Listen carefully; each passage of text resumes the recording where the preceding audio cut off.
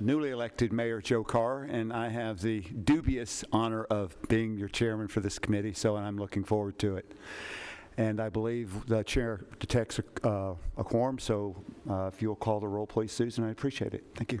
Dr. Andrea Anthony. Here. Commissioner Carl Boyd. Here. Amber Brown. Here. Shay Crowell. Holly Deering. Here. Brian Gaither. Mary Hickerson. Here. Lois Miller. Here. Commissioner Alan McAdoo. Here. Commissioner Jeff Phillips. Present. Brian Runyon. Shantae Sherrill. Steve Spence. Here. Eric Tutobeni. Thank you.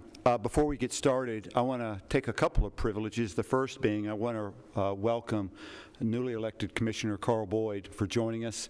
Thank you so much, Commissioner, for doing this. This is an extremely important committee, and your presence and attendance and participation are indeed welcome and appreciated, so thank you very much. In addition, I want to recognize two gentlemen who have served the county commission in the county for an extremely long period of time. Commissioner Jeff Phillips and Commissioner Alan McAdoo have served with many years. I don't ever count the number because I might embarrass them, but it was so many that CTAS felt that they deserved recognition for their service. So let me just say that across the state of Tennessee, these two gentlemen are understood to be leaders in their community, not just in the community, but across the state. So, gentlemen, thank you very much for joining us again, and we look forward to your wisdom, insight, and discernment as we move forward. We have the minutes in front of us. Do we need to get a, Susan, we need a reading of the minute, a motion? Okay, if we can have a motion on the minutes. And a second, please. And if there are no objections, we will, all those in favor vote aye. Aye. Opposed? The ayes have it. The minutes are approved. And we will now move to the financials. Mr. Elam. Thank you, Mr. Chairman. So on the 264 fund for the calendar year, you'll see the month of August, $2,036,947 in revenue. Expenditures, $7,749,777. Revenue less expenditures, you'll see a negative $5,712,830. For the calendar year total, there's $53,942,038 in revenue. Expenditures, $53,814,331. And revenue less expenditures is $127,708. Total enrollees was 6,412. And for the fiscal year, the totals is $3,990,159 in revenue. Expenditures, $13,665,717. Revenue less expenditures, a negative $9,675,558. And what I will remind the committee is for the month of July and August, that is premiums. The Board of Ed's on a 10-month premium. That's the 2 months that they're not contributing to the premiums. That's the 2 months that they're not there. So 266. For the month of August, you have, in the 266 fund, you have a workers' comp that's $1,345,055.70. You have OJI that's $65,147.61 for a total of $1,410,203.31. Year to date, you have $1,352,915.75 for workers' comp. For OJI, you have $77,573.17. And for a total, you have $1,430,488.92. So I will bring up on the workers' comp for the month of August. We had a claim, and of course, we haven't had workers' comps for many years, but we had a claim from an individual that it ended up being like $1.3 million.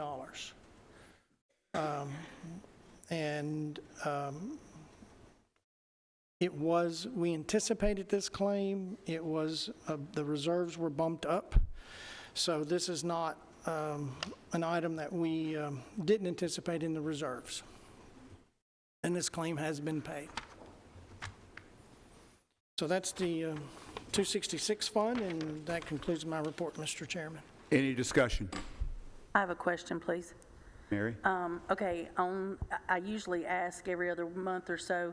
So are we still at 7 on workman's comp, or are we at 6 on workman's comp? You talking about the number? Yes, how many? 'Cause I Yeah, know- it fluctuates between 5 to 7. There's a total of 10 claims, but there's only 7 active now. Okay, all right, thank you. Any additional questions, comments, or discussion? Seeing none, do I have a motion to accept the report? Do I have a second? We have a motion and a second. All those in favor of, we need a roll call on this? Okay. Susan, take a roll call vote. Thank you. Dr. Andrea Anthony. Commissioner Carl Boyd. Yes. Amber Brown. Shay Crowell. Holly Deering. Mary Hickerson. Lois Miller. Commissioner Alan McAdoo. Commissioner Jeff Phillips. Yes. Brian Runyon. Steve Spence. Eric Tutobeni. All in favor say thank you very much. The motion passes. And without objection, now we will go to the OSHA report. Susan? For the month of August, we had a total of 24 incidences reported. The total for the year-to-date brings to 119. Of those 119, there is 72 that were OSHA recordable, with 39 restricted day claims, 11 lost day claims, and 22 other recordables. If you'll turn to the next page, you'll see the comparison of this year's total of 119. Last year at the same time, we were at 111, and in 2020, we were at 104. On the next page, that shows our incurred dollars for 2022.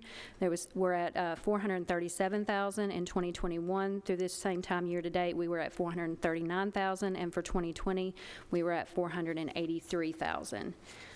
The last page is the breakdown. Of the 24, there was 14 at the Board of Ed, 10 at County General, and of those 10 at County General, there was 4 at the Sheriff's, 3 at EMS, 1 at Correctional Work Center, 1 at PAWS, and 1 at Solid Waste. And that concludes my report.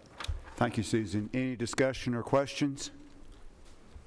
Seeing none, do we have a motion to accept the report? We have a motion and a second. Do we have a second? We have a second. All those in favor by saying aye, by accepting the report? All those in favor, all those no? The ayes have it, the report is accepted. Number 5 on our agenda is the wellness update by Ms. Liz Lovett. You will come forward. Oh, beat me to it.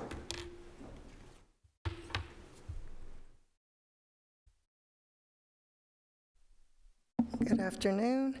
Okay, so for our incentives, we have reached a total of 3,318 of people that have reached all incentive points. This is the last week to get those. We have reached out to all departments and also visited most departments that wanted us to come out.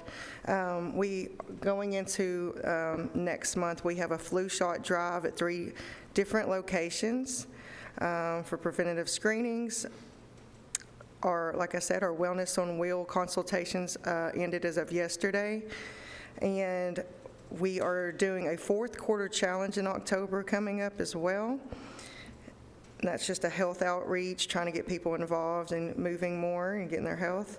And lastly, this will be our 3rd month for our new podcast that we've been recording to help people see all of just to communicate better all of the activities and everything that we're doing going forward. One less email you have to go through, so making it a little easier for people to get engaged and see what's going on for each month.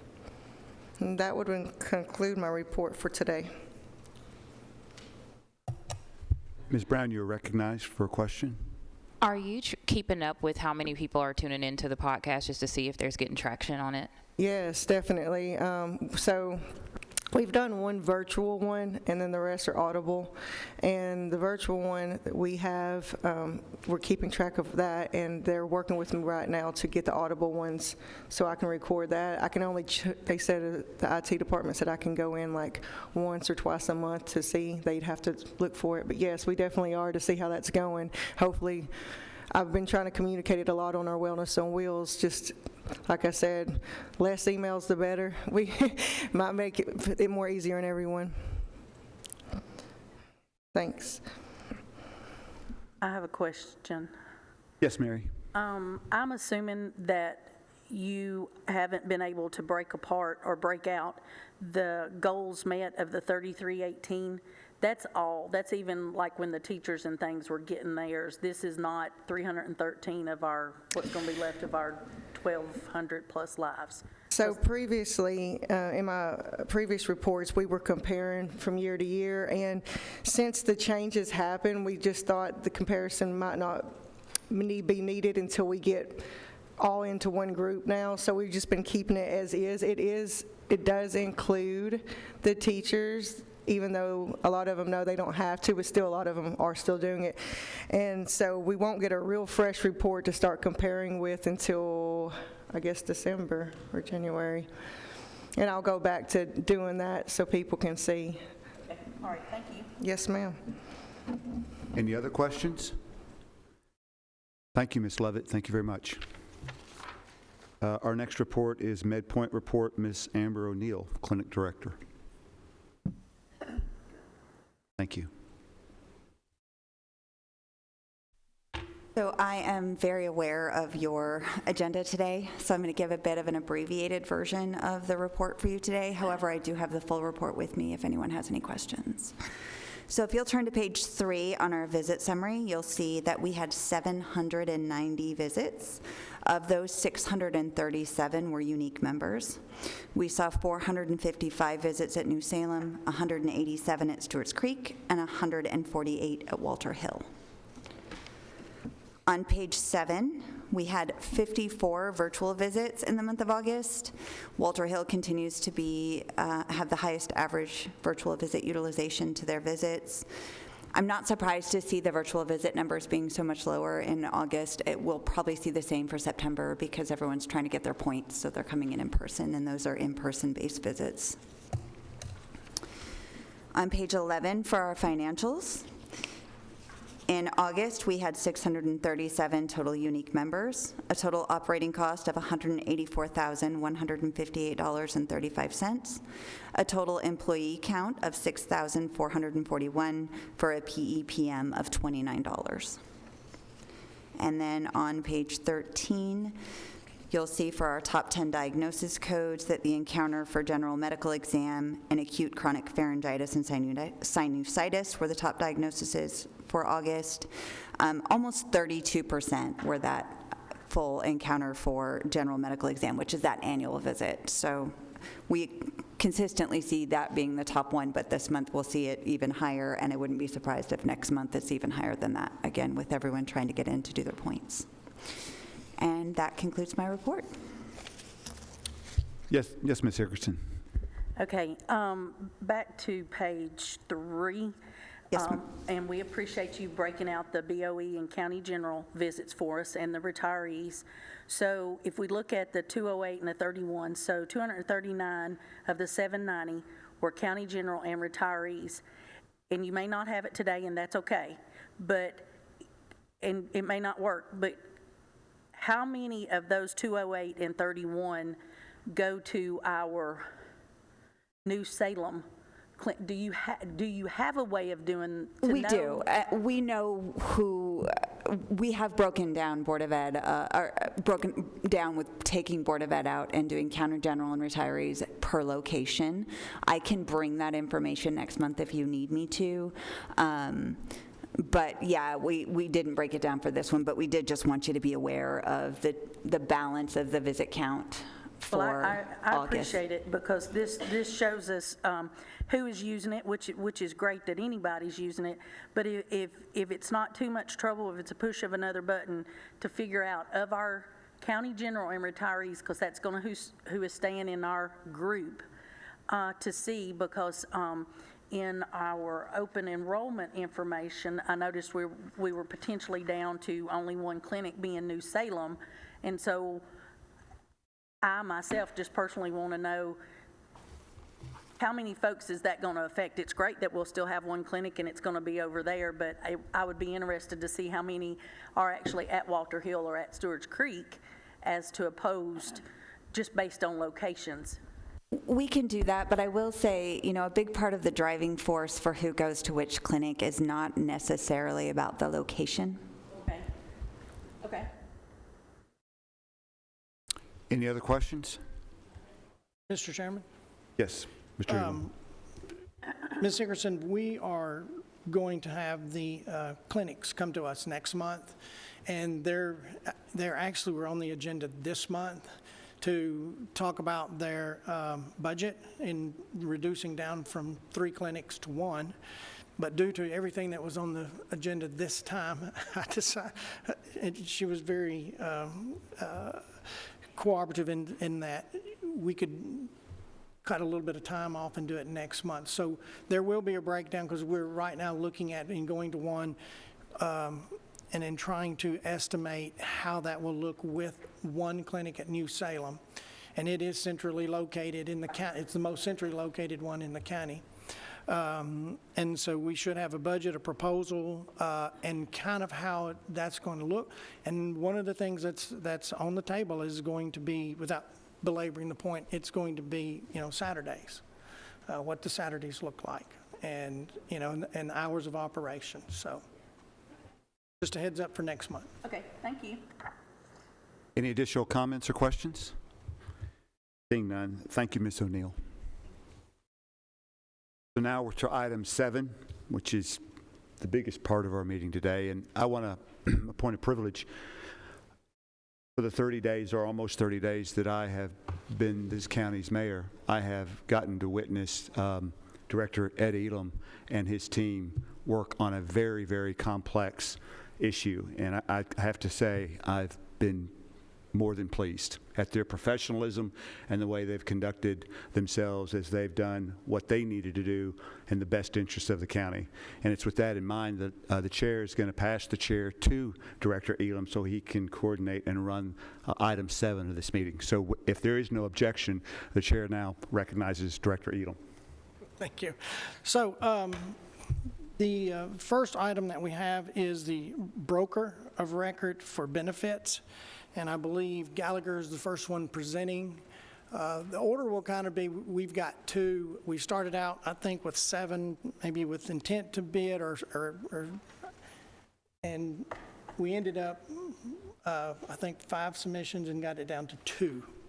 So I didn't think everybody wanted to sit here for 7 hours trying to go through RFPs and everything. So we've tried to give you a little bit of a sheet to kind of take a look at the comparisons. So if Gallagher will come up, introduce yourselves, and we'll start with you first.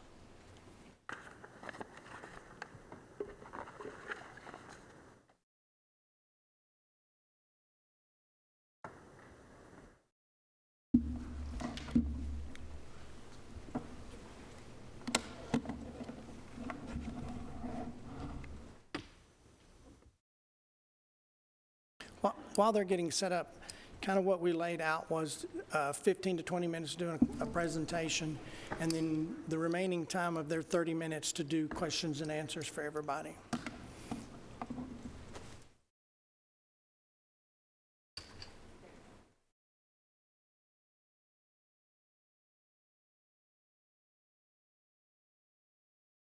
Hey everybody, my name is Colby Paxton. I'm the market leader for Gallagher in Tennessee. I've stood up here before in a prior life. It's nice to see you all again. So a little bit about Gallagher. You know, we're based out of Chicago. We're a publicly traded organization with offices all over the country. What I will say is that our Tennessee operation is one of our largest in our footprint. And Gallagher spans not just employee benefit work, but also property and casualty work, so any risk that an employer would be looking at insuring. But from a market perspective, Gallagher in Tennessee is one of the largest of its kind, and we have a very large presence in Middle Tennessee, spanning employee benefits like we're talking about today, but also any sort of HR and compensation related issue an employer would have, as well as retirement planning, any sort of reward offering an employer would use to attract, retain, and engage talent. We have advisors who help in that way. We have about 35,000 employees, but we have about 130 local, and most of those are in Middle Tennessee, spanning all the things I just mentioned. We do have, with the 120 employees that we do have, they do span a variety of industry verticals, one of the largest of which is the public sector. Marissa will talk about that in just a second. The last thing I will say is that that I do want to note is that one of the things that we're most proud of is the distinction that we've had over the last 12 years to be named one of the world's most ethical companies. And so that's not an easy task to get that distinction. So that's awarded every year, and the bar gets raised every single time we submit for the application. So that takes into account transparency and how we get paid. That takes into account how we run the problems and fix problems when there are such problems, things of that nature. So I did want to highlight that because we're very proud of it, and it's a lot of work that goes into that. So I'll pass it over to Marissa.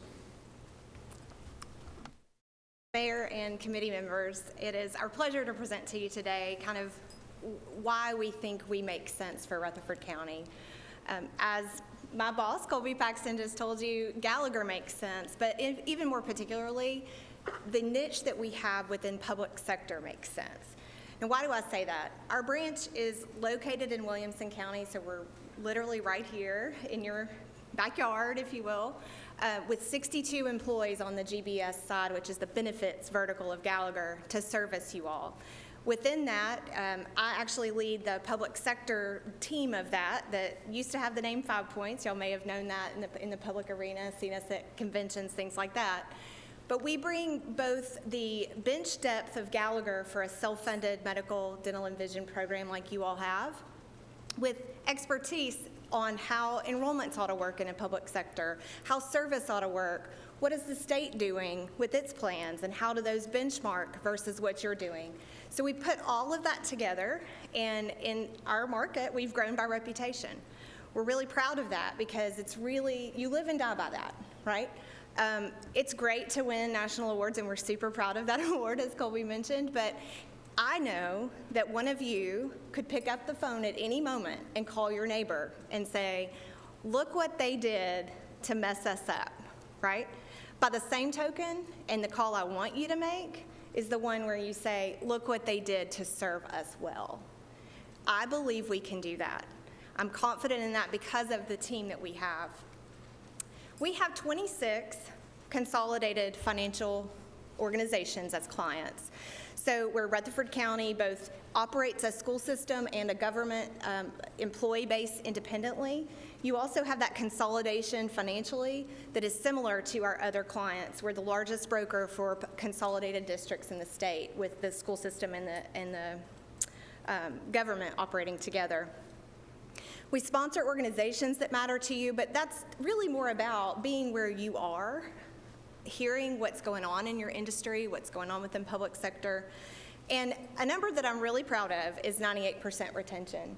Within the public sector space, we have a large number of retained clients. And what that means is they don't just choose us, but they stay. They stay because we do what we're telling you we will do.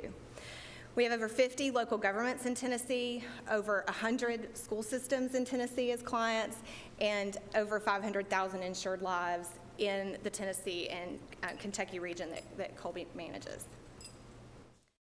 Our team is strong. I put this on the slide because we're actually down 2 members today through things that we couldn't control. And 2 of those members were actually going to be here to present with us, but it didn't really matter in the sense that you're still having the experience of meeting some of our best and brightest on our team. There are 9 folks on your slide, if my math is right. I should have counted that before I stood here. I think that's right. And of those, 7, all but 3, all but 4, 3, no, 3, live in Middle Tennessee.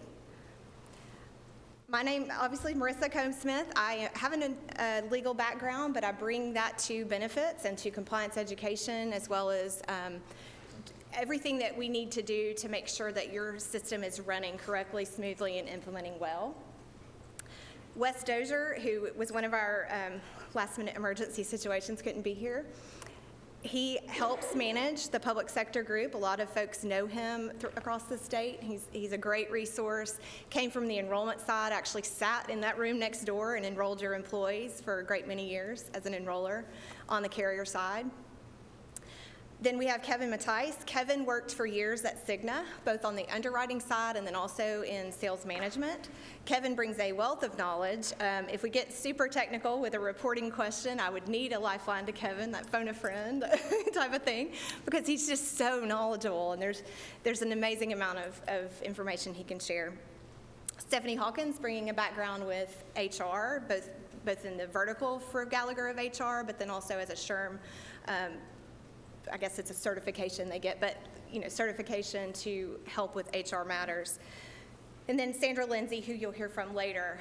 I'll kind of stop with introductions of people who aren't here, but just wanted to show you the bench depth that we bring. We understand My Benefits Channel. I think this matters for your purposes because My Benefits Channel is that portal that both the schools and the government are using for enrolling benefits, but then also for some key pieces of employee communication throughout the year.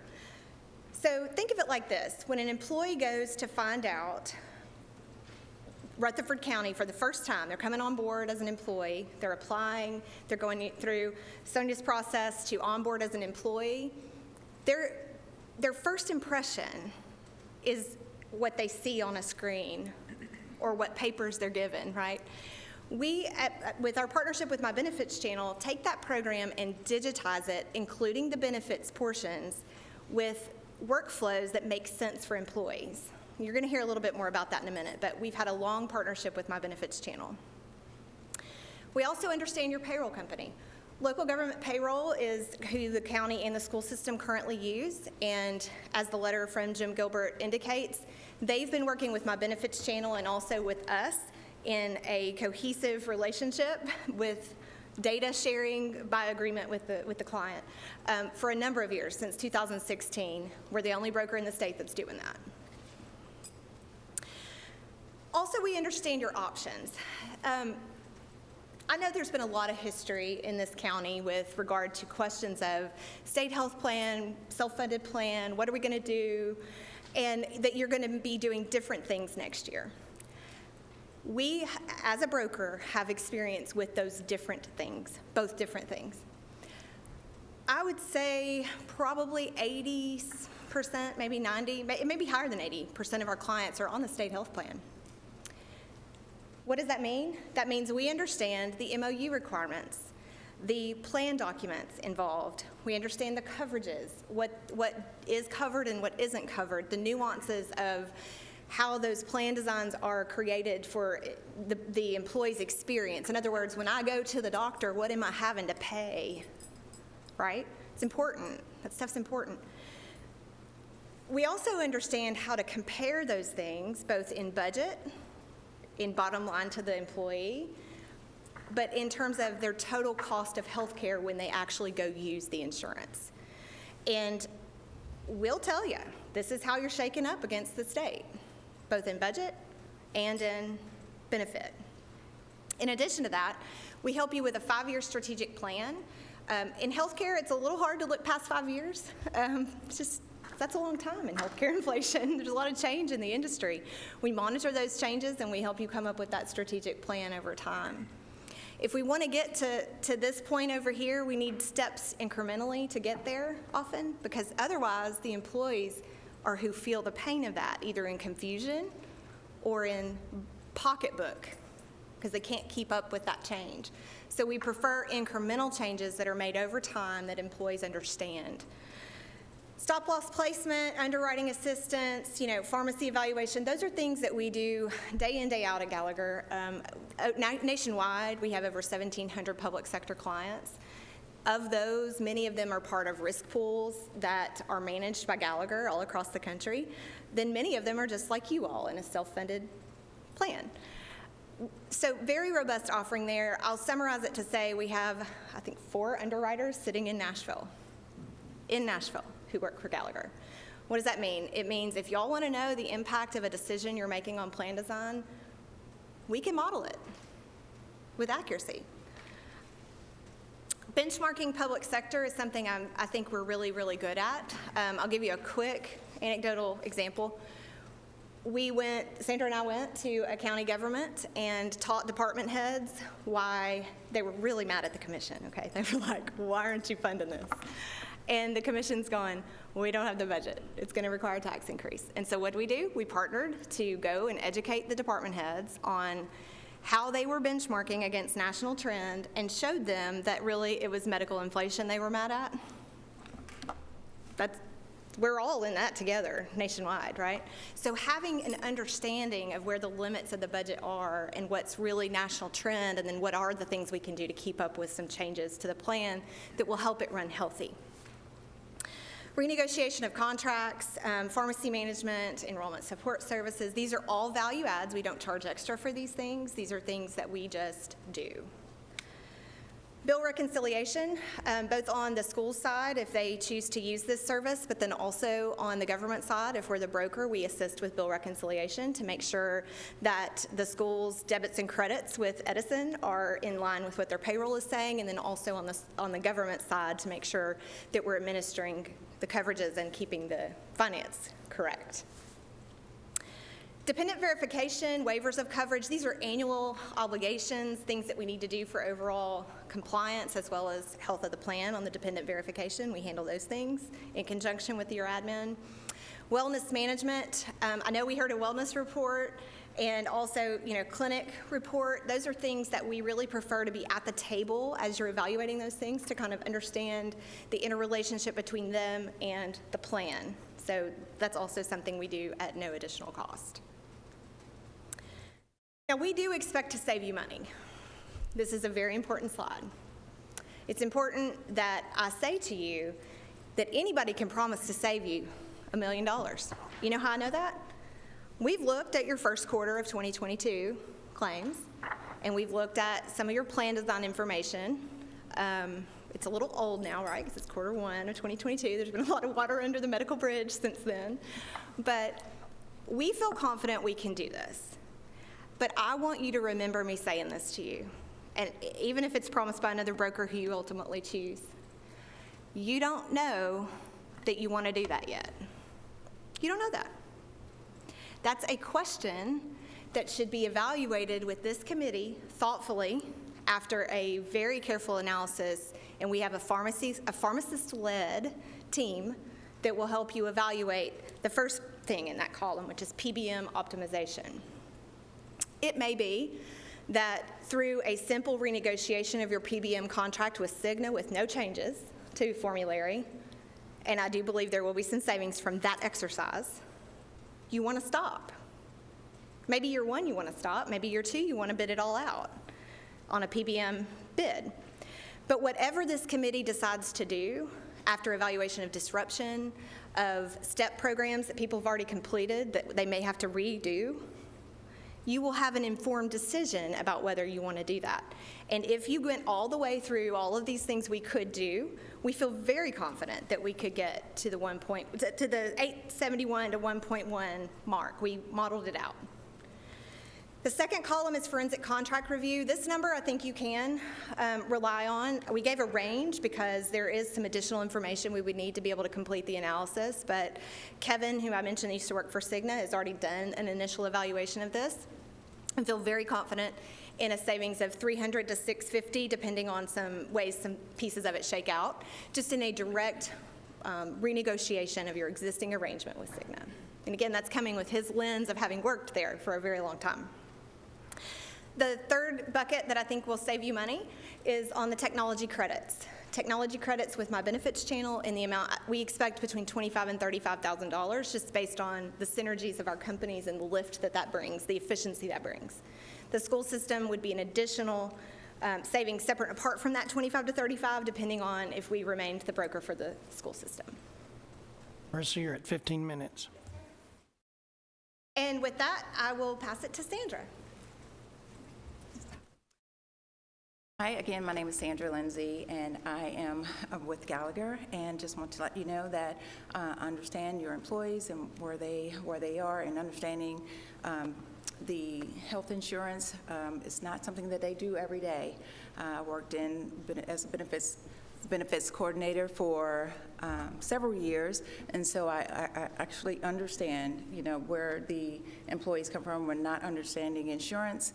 So what we look at is there's 5 different stages. Exploration, that's, the employee just starting off, probably coming off their parents' insurance, and then you have the established, and then you have the mid-career, and then you have a late career, which, you have more health problems, so you want to look at your benefits more closely to make sure they're meeting your needs, and then you have the pre-retirement. So what we do is we just analyze this information and look at your employees, and then we customize their education towards that employee's age group or where they are in their employment phase. So this is very important when we educate them. Again, like late career, like myself, I'm reminded every day when my granddaughter asks me, what's hurting today, Gigi? So I completely understand that. So we want to make sure we customize to where they are in their career phase. Also, we have a total cost healthcare. When we educate, one of our biggest assets is our total cost healthcare slides. So what this do is we do side-by-side comparison for, let's say you have your general diabetes or having a baby, knee surgeries. I've had 6 knee surgeries, so I'm very versed in this area. Or you just average Joe, where you just go for your yearly physicals. So we look at it side by side, and we explain that to the employees. So that means we get a little information from them, and then we can pick out the slide that best fits that need to explain it. And 99% of the time, the employee will go, "I get it. I understand." And so that's what you're looking for. You want to see that they understand their benefits, because one, that means they're going to choose the right plan, as well as being a benefit. It's going to be a savings in the plan cost. So it's very important that we know our employees. So that's what we're here for, to make sure that we educate them properly so they can make the right choices. Okay, that's it. So with that, we'll just take your questions. What questions do you have?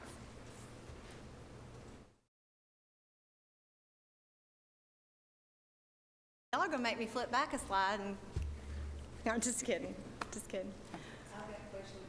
I've got questions, but normally I let everybody else finish before I start. So since everybody's being quiet, I'll go ahead and mainly, I just like to reiterate, because y'all answered some of my questions, but mainly drawing attention to them and like putting them out there a little better.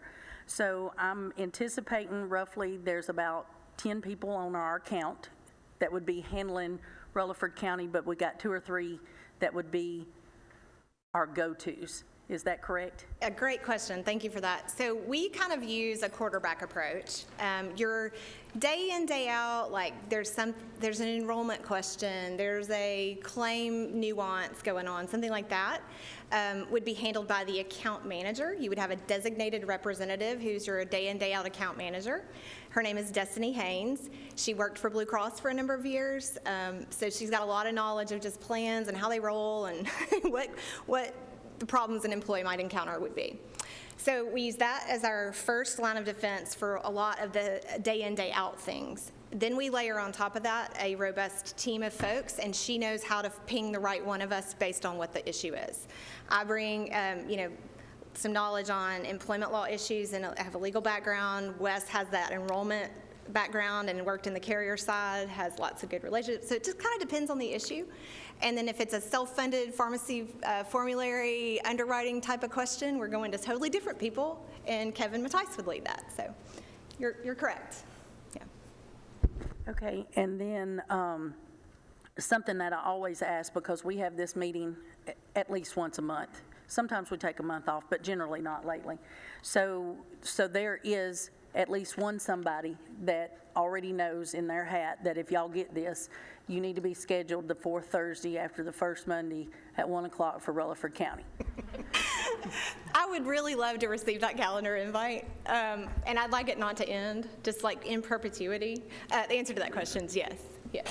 Okay, because, I mean, we rely on, the reason for bidding this and putting it out for the RFP is that we don't, not anybody knows everything about everything. So it takes a lot of people, and I even have that at work, it takes a lot of people to make good decisions for Rutherford County. And our group is fixing to get small, so I really want to make good decisions for Rutherford County. And with that being said, I'd just like to add, I live right here in Murfreesboro, so if you need me, I'm about 7 minutes away. all right, that sounds good. Kind of the last thing, unless you mention something otherwise that it draws attention, is if y'all are our broker of record, I know just because we put off even looking at the state plan for the 1,300 of us left, is it in, by looking at it, and you mentioned it, it seems to be in your wheelhouse that y'all could do a comparison of our current plan and the plans that would be offered to Rutherford County General. I know when you get to the state, you've got LEAs and Yeah. ABCs, and then you got County General over here, whatever they Yes. are. So, and I want to know without, y'all, yes, you got the job and you're doing it, but can you do it as simple enough that we can get it on a page or two? You can't bombard a lot of people with a lot of information Right. because they don't do insurance every day. They want to know how it affects their pocketbook. And the one thing that I always talk about is if you switch and go to the state plan, the one thing that we've always had here with our plan being self-insured is total control. We don't have control of what the doctor charges us and our 80/20 or whatever, but we have total control over what we cover. So I'm thinking through some of your information that you can narrow it down and get us a plain, simple termed ABC, here's the difference between the county, and compare like that. So lots to unpack there. I'm going to try to really be brief. No, it's very helpful that what you said. So it's true. We've helped groups leave the state health plan. We've helped groups return or go to the state health plan. We also have a great number of clients that we manage their medical plan where we compare them to the state so that they understand what they're being benchmarked against. A couple of key points that y'all probably know this, but I want to make sure. School systems have one risk pool with the state health plan that has its own rates. The coverages are the same, but the rates are different. And governments have a different rating scheme. They're typically a higher risk pool. The rates are higher to reflect that. And they also are tiered into 3 subsets. So within the government pool, you have tiers 1, 2, and 3. Also, the governments don't have the same funding requirements that the school system has, with BP funding models requiring 45% contribution for retirees and lots of employee coverage, all the things, right? Governments, this is a slide actually of this is a school system that we represent, but they are on a private plan, and we always benchmark them against the school system's program to show them what's going on. And this is the way we do it. We show it by total cost of healthcare. So if you look at that slide in your deck, Prime Plan 1, 2-card system, this particular group, I'm not going to get into the details, but they have a 2-card system for their program, which means high-risk medical, like large out-of-pocket coverages one place, kind of like your stop loss, and then daily doctor's prescriptions, the first bit of risk is on a different plan, kind of like y'all's self-funded plan, right? So it's a two-card system, and we benchmark that against the state for that school system to show them what an employee-only, an employee child, employee spouse, or a family coverage impact would be for a variety of claims. We do that so they understand the impact to pocketbook of the employee themselves, not just impact to the government's budget.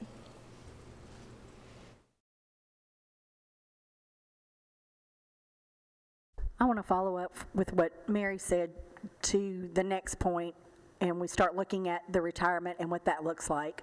And I know we've talked a lot about the active employees, but since all these changes with the school system, the HR department has received lots of calls about what does this mean to my retirement from our employees, and then also some employees that I've referred over to the schools. How does this impact us moving forward? Do you also have the tools to be able to assess? And I mean, we may have to look at retirement at some point. What does that look like pre-65, post-retirement, and post-65, post-retirement? Do you have the tools to compare that as to how it relates to the state as well? We do. So different, as Sandra pointed out, your employees are at different life stages, and one of your classes of employees would be retirees of the government, or if those approaching retirement, two very closely related classes of employees. And not only from a regulatory compliance perspective, we have, Retirement Services Division at Gallagher, as well as one of our meetings with the county government, Sean McLean, who is an attorney on our compliance team. We have 11 compliance attorneys that we work with in our region, the Heartland region. Sean and I actually worked together in a prior life because he was part of our team, and now he works for Gallagher, and then now we all work together, so it's kind of fun. But Sean has a great bit of knowledge around, with school systems and governments, around the retirement program for the state, OPEB liability calculations. We do work with an actual person who's qualified to give an OPEB calculation. That wouldn't be me, obviously, but those types of factors. And then we've looked at your retirement program. It's really complex. I think I shared, it's one of the most complex I've ever seen, and that makes administration of it hard. Just on the government side specifically, it's a hard administration, but yes, that's the answer. I didn't mention also the programs for those who are Medicare eligible to understand Medicare supplements and Medicare offerings versus the plan that they're offered through employment if they're continuing to work past 65. There's also some services around that. Okay, yes, ma'am. Yes, ma'am. Just one? I'll try. Maybe one. I'm just trying to point out little things and get them out there, just mainly just for my. So you have the My Benefits channel, which we already have in place that our employees can log in, and that's how we make our choices. So that is in the package at no additional charge because y'all work with them. But you also, with that and what you would bring to the table, would make our My Benefits channel a little more robust than what we're already paying for it. So you would bring to the table more robust items within what we have on the My Benefits channel. Is that correct? That is correct. So My Benefits channel is a software company, which software I'm sure y'all have had where you've accepted an app, but then you have to run the app, right? You can put an app on your phone all day long, but if you don't know how to run it, it's not very helpful. I think My Benefits channel does do a good job with the how to run it part, but also in addition to that, because of my background working out workflows with public sector, I would be sitting down with Sonia and her team and mapping out workflows to actually maximize the use of it. Let me give you a quick example. A waiver of coverage has to be captured annually for people who decline your benefits. The state health plan has that requirement because it's federal. The government side has that requirement, and it's kind of a burden, quite frankly. No matter what plan you're on, it doesn't matter. It's just kind of a hassle administratively. What we do is we digitize the form for the waiver of coverage. It's written in plain English, but it complies with the law, and it has an electronic signature capability where we can ping out that form to the employee. The employee will receive an email, and it'll say, click this and go sign this. because you said you wanted to waive coverage. We have a templated email that would go with that. The employee would click it. It would take them into the portal. They would digitize their signature. HR would have that requirement met, and when ACA season comes, we can prove that we offered the coverage and the employee declined. That's really important for avoiding fees. So that's a quick example. All right, any other questions? We're about at 29 minutes, so is there any other questions from anyone? All right, well, thank you very much, and you go into the room, and we'll bring out One Digital.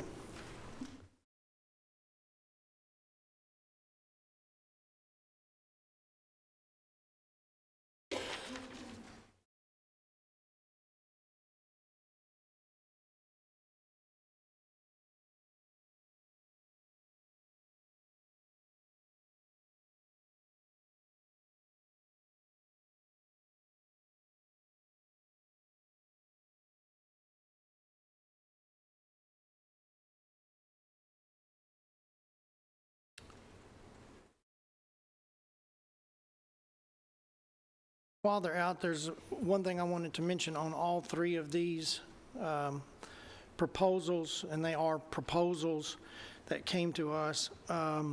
We've had some research, an Attorney General's letter that has, or opinion has come to us, and so I want to make sure, without giving you the whole long jargon of it, but the gist of it is that costs shall not be for services like this, financial advisor, insurance, things like insurance provider, and certain consultants. It says costs shall not be the sole criterion for evaluation, must be based upon, be awarded on the basis of recognized competence and integrity. So cost will always be a factor, but it can be your main factor, your main reason for doing it. So if One Digital come on up.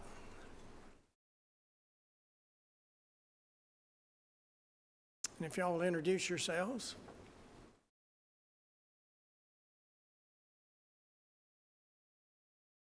How this works. While you're doing that, there we go. And I think that just plugs right in.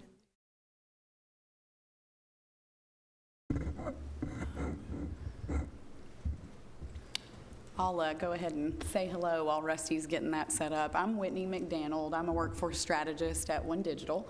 I've been in this industry for about 20 years. My master's is from MTSU here in Murfreesboro, and I actually live in Atlanta, Georgia now, but work with our Nashville office. I have a Harvard certification on organizational leadership and strategy and growth, and I really pride myself on trying to deliver just whatever is the best way for us to achieve the goals that you have. So it's nice meeting you all. Hello, I'm Rusty. No, yeah, Christine, please, ladies first. There we go. Good afternoon. I'm Christine Geiser. I'm Senior Account Manager at One Digital.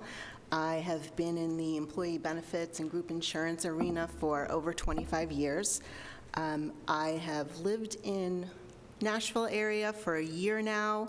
I spent 10 years in the One Digital Connecticut office. I come from a background of having a book of business that is heavily public sector in Connecticut, highly unionized state, highly mandated state, so I have deep experience in public sector, municipalities, and boards of ed, managing and administrating their group insurance.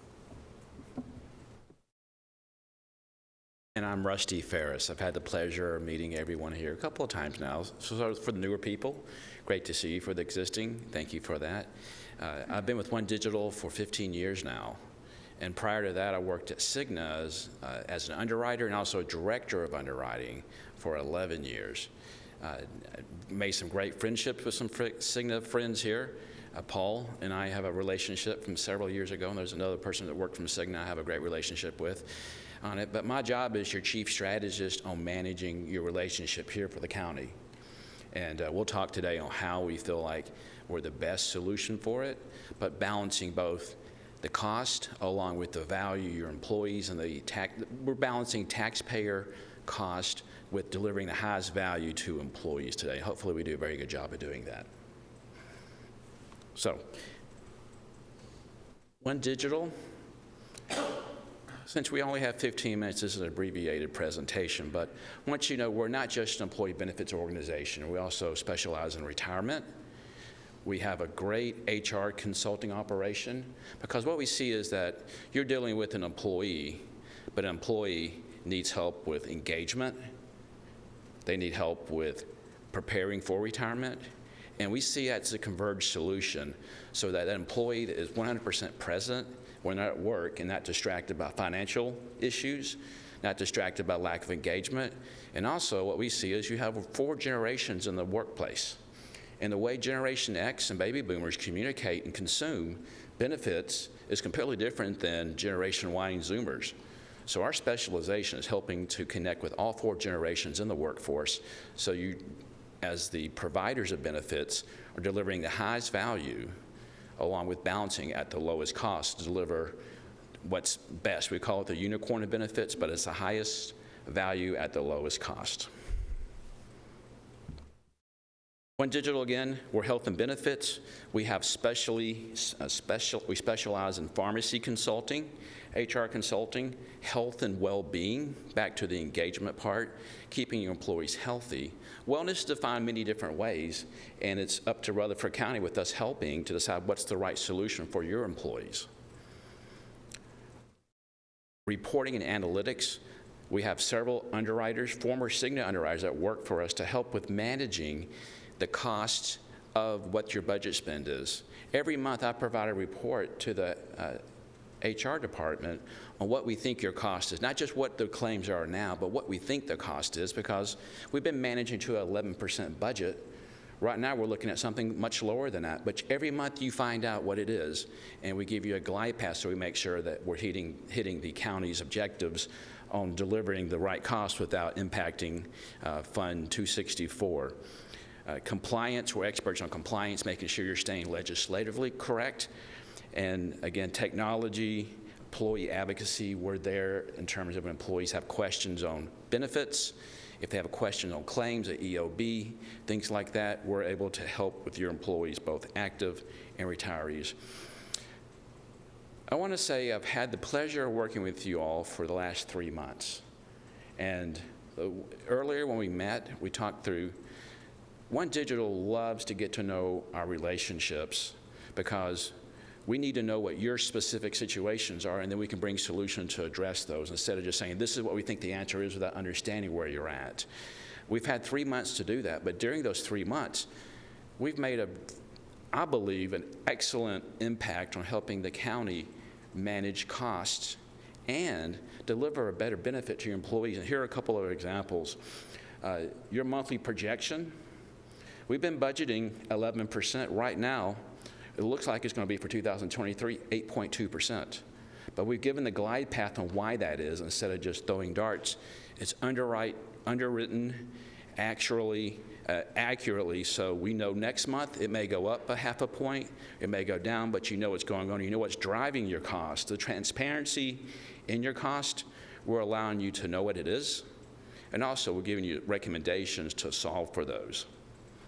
Secondly, by working with Paul, one of the recommendations we had when we first met you guys was adjusting the pharmacy program. And Save on SP is a way on your specialty spend, which is your highest costing category of drugs. We're implementing a program, the HR, and I think everyone here hopefully has heard of it. We're starting this 1/1/2023. It's going to save almost $300,000 every year for the next 5 years and going forward.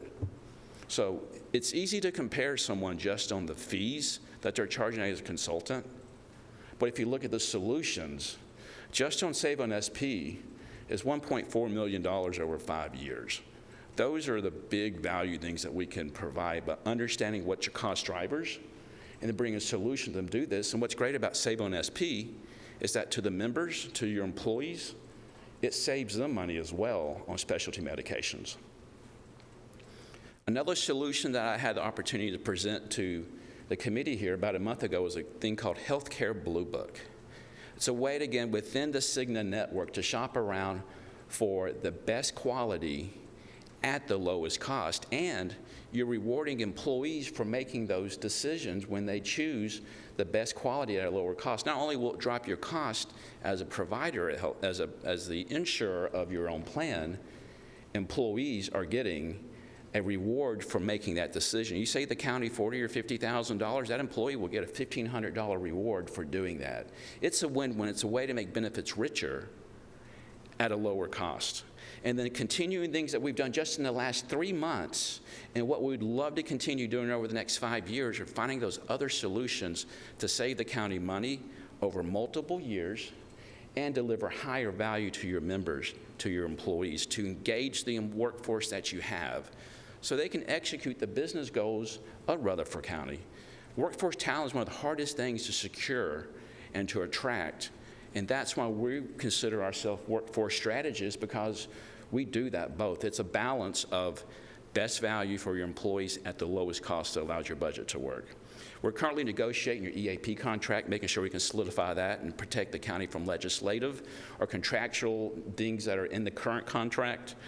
And Christine and Jennifer are working really hard on getting your open enrollment communications put together for open enrollment, which is going on in the next 30 days. So we came in, we overtook the relationship that was in place because of certain situations at the end of May, and we're doing the hardest part of the work right now, and we only had 3 months to get to know everybody.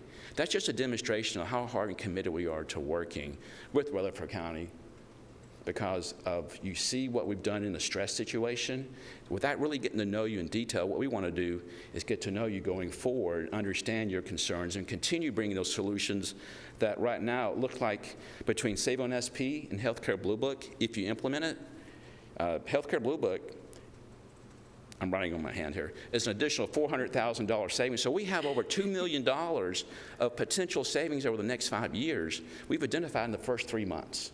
And Rusty, just to add a little bit to that, our partnership with you guys, in my eyes, didn't just begin 3 months ago. I've gotten to know your people a little bit over the last year, because as things were kind of being brought to light of like, does this work, does this not work, we sat down with Sonia, we sat down with Ed, and we kind of started hearing then what some of the issues were and what some of the things were that you were wanting to cost contain. So while we've only really been able to get started over the last 3 months, I feel like that's really just the tip of the iceberg, and there's so much more that we can do in regards to some of the pharmacy that we've already been working with Paul on to really get in a better position with that. So Rusty's done a fabulous job of jumping in there and rolling up his sleeves and, really doing that off of good faith.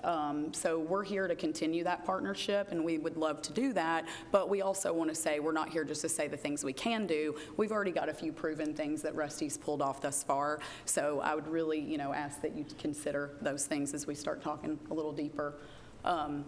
And we're invested in your space. That's something that I think is really important. As I said in the beginning of this, I'm from Georgia. I'm from Tennessee, and this place will always have my heart. But at the end of the day, I lived in Georgia near our corporate office. And once we started seeing some of the red flags of the things that were going on with the state plan, then I have now partnered in our Nashville office, because that's a place that we see that there's some things we want to make sure are going well. So I'm already in conversations, me and our team are in conversations with, with the commissioners, with the lobbyist, with Senator Reeves talking through his pharmacy bill, and then talking about some transparency bills that are in place, because we think that's really important, that anytime you're doing business, you should always be able to see what's going on underneath the hood. That's the way that we have always valued doing business. So when it comes to state plan evaluations, we really have your back. We're currently consulting actively with 15 public sectors like yourself that are city-county governments, and city-county school systems that are looking to make that transition, because they're captive right now in the state plan and they don't really know what to do. But because of our national expertise, we have thousands of public sector organizations across the country. And so while Tennessee is still kind of new with opening the gates to us being able to have opportunities there, just because there's been so many stuck in the state plan, we can learn from those other states to understand where we can make an impact and where we can help with anybody that's coming on or off of the state plan to help them go through that. I just received some reporting the other day from the state plan, and these 15 public sectors that we're working with, it was so minute. And as you guys have come to learn, analytics is so important and able to cost contain. And without really being able to have a deep dive on what some of that stuff is, you really can't make decisions that are going to allow you to be sustainable. And so with Rusty and his help and our analytics team, we're able to do some things with that. But when you're in the state plan, you get a report that's about that big. And so that's some of the things that we've brought to the legislation there to, the senators and help them understand, is this an area that's right for the employees of the state? Because right now they can't really do anything to cost contain or even understand if they should or should not be on the state plan. So that's something that we're very, very passionate about. And like Christine already said, she has a very deep understanding of public sector. She came from Connecticut, and I don't know if you guys know, but in Connecticut, they're very unionized. So it's essentially like what we have going on here, but it is high level. There's a lot of red tape that she had to be aware of, and a lot of the way things that operated. And essentially, she had to do a really good job of making sure she was on top of her P's and Q's and that nothing was slipping through the cracks. So I'm really glad that you guys have the privilege to have Christine on your account, because she's very good at making sure on the day-to-day level that everything is being managed properly. And then Rusty, you can talk a little bit about your experience as well. 13. Half minutes. Okay. And guys, this is one area, a minute ago I talked about transparency and how important that is to our firm. We're really proud to say that One Digital is one of the only large firms out there right now that doesn't have a lawsuit on them right now because of hidden fees and hidden commissions. Gallagher actually is in a lawsuit with Osceola Schools as a result of presenting a commission cap to the board that was at $195,650, and they won the business of that school system. But then, as it stands, they have $200 million in hidden secret commissions that were unfolded. So as a result of Osceola school system finding out about this, there was a law that was put in force called the Broker Compensation Act. And as a result of the Broker Compensation Act, that's where lots of lawsuits started popping up across the country. Now, a lot of people may look at me up here and think, oh my gosh, I can't believe she just said that. But at the end of the day, if I'm making a decision for my people and myself, those are the things that I want to understand. And One Digital is a partner that believes in transparency. And so as a result of that, we want to be transparent. And we also want to say that even though, as you guys are making a decision on what cost is, I would beg you to say, does the cost result in bigger savings, as we've already presented? And does the cost, is that the deciding factor? And if it is something that we need to talk through, because we're private equity backed and we're not, subjected to some of the other things where we've got stockholders that have to make some of those decisions, we're able to pivot and we're able to do what's needed as a partner. So we always, say, and you'll see that in the RFP, we always say that if you're getting a commission from us and it's not at a level that we need to discuss, then we're able to talk through that and make some adjustments because we're not beholden to some of the rigid things that exist in our industry. Okay? So, Ed, we can talk 2 more slides, or we can open it up Got to 16 minutes, questions and answers. questions and answers. So,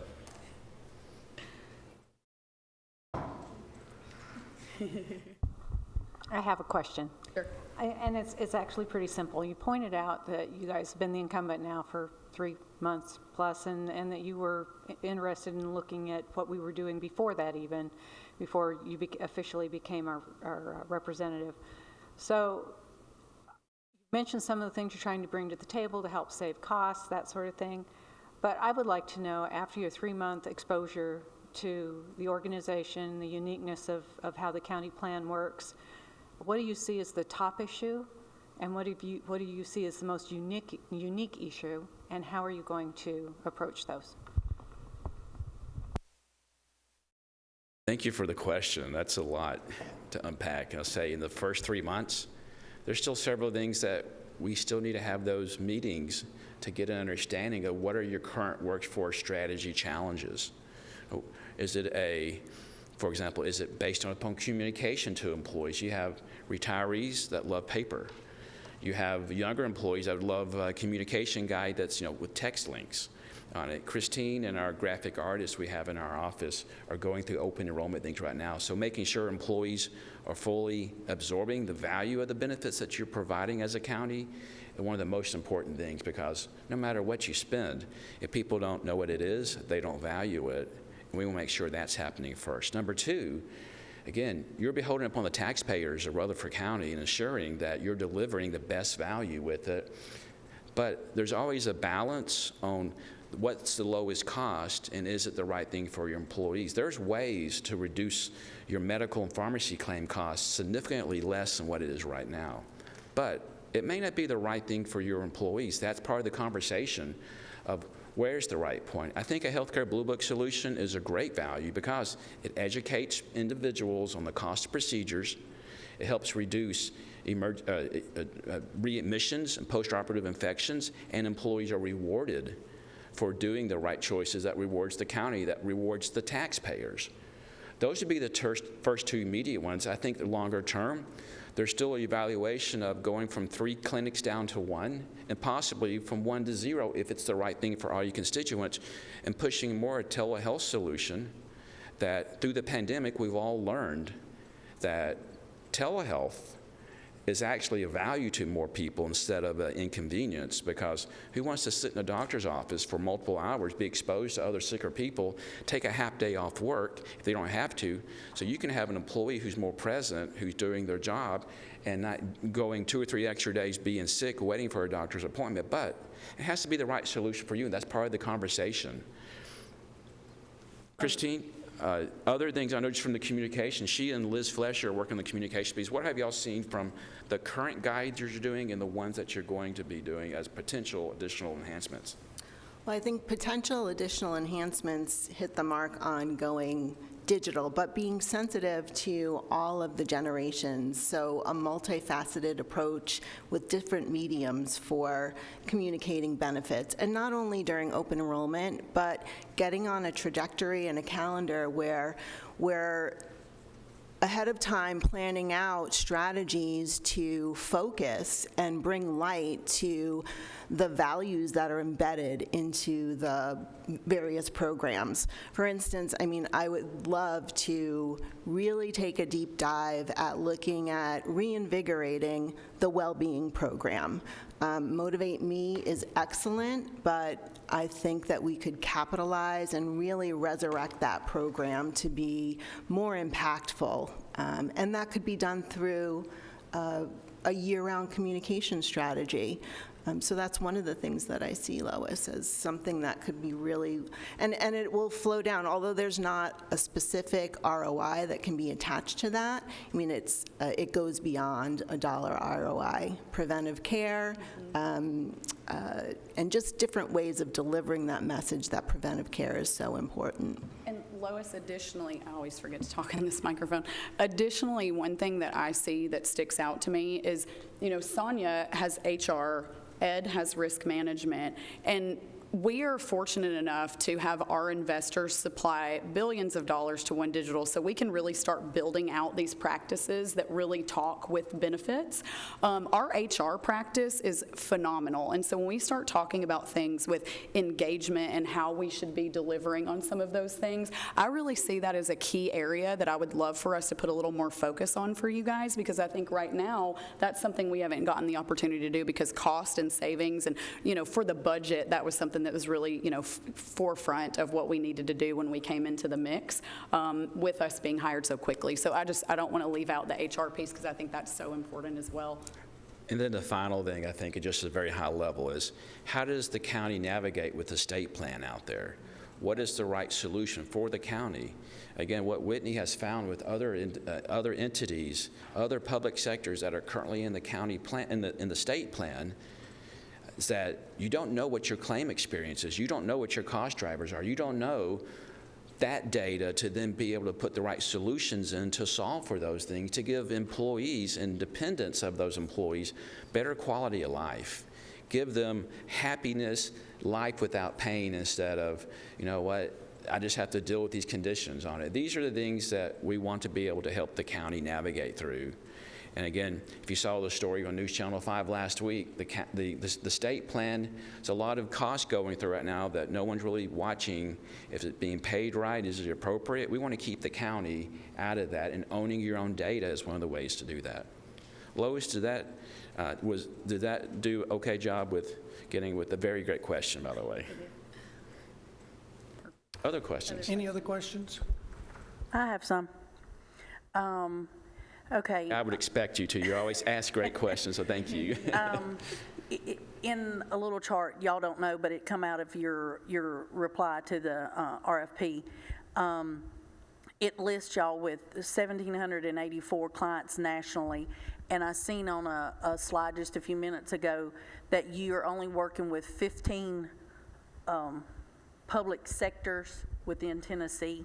Is that correct? So you are working with some in Tennessee of that 1,784. Okay.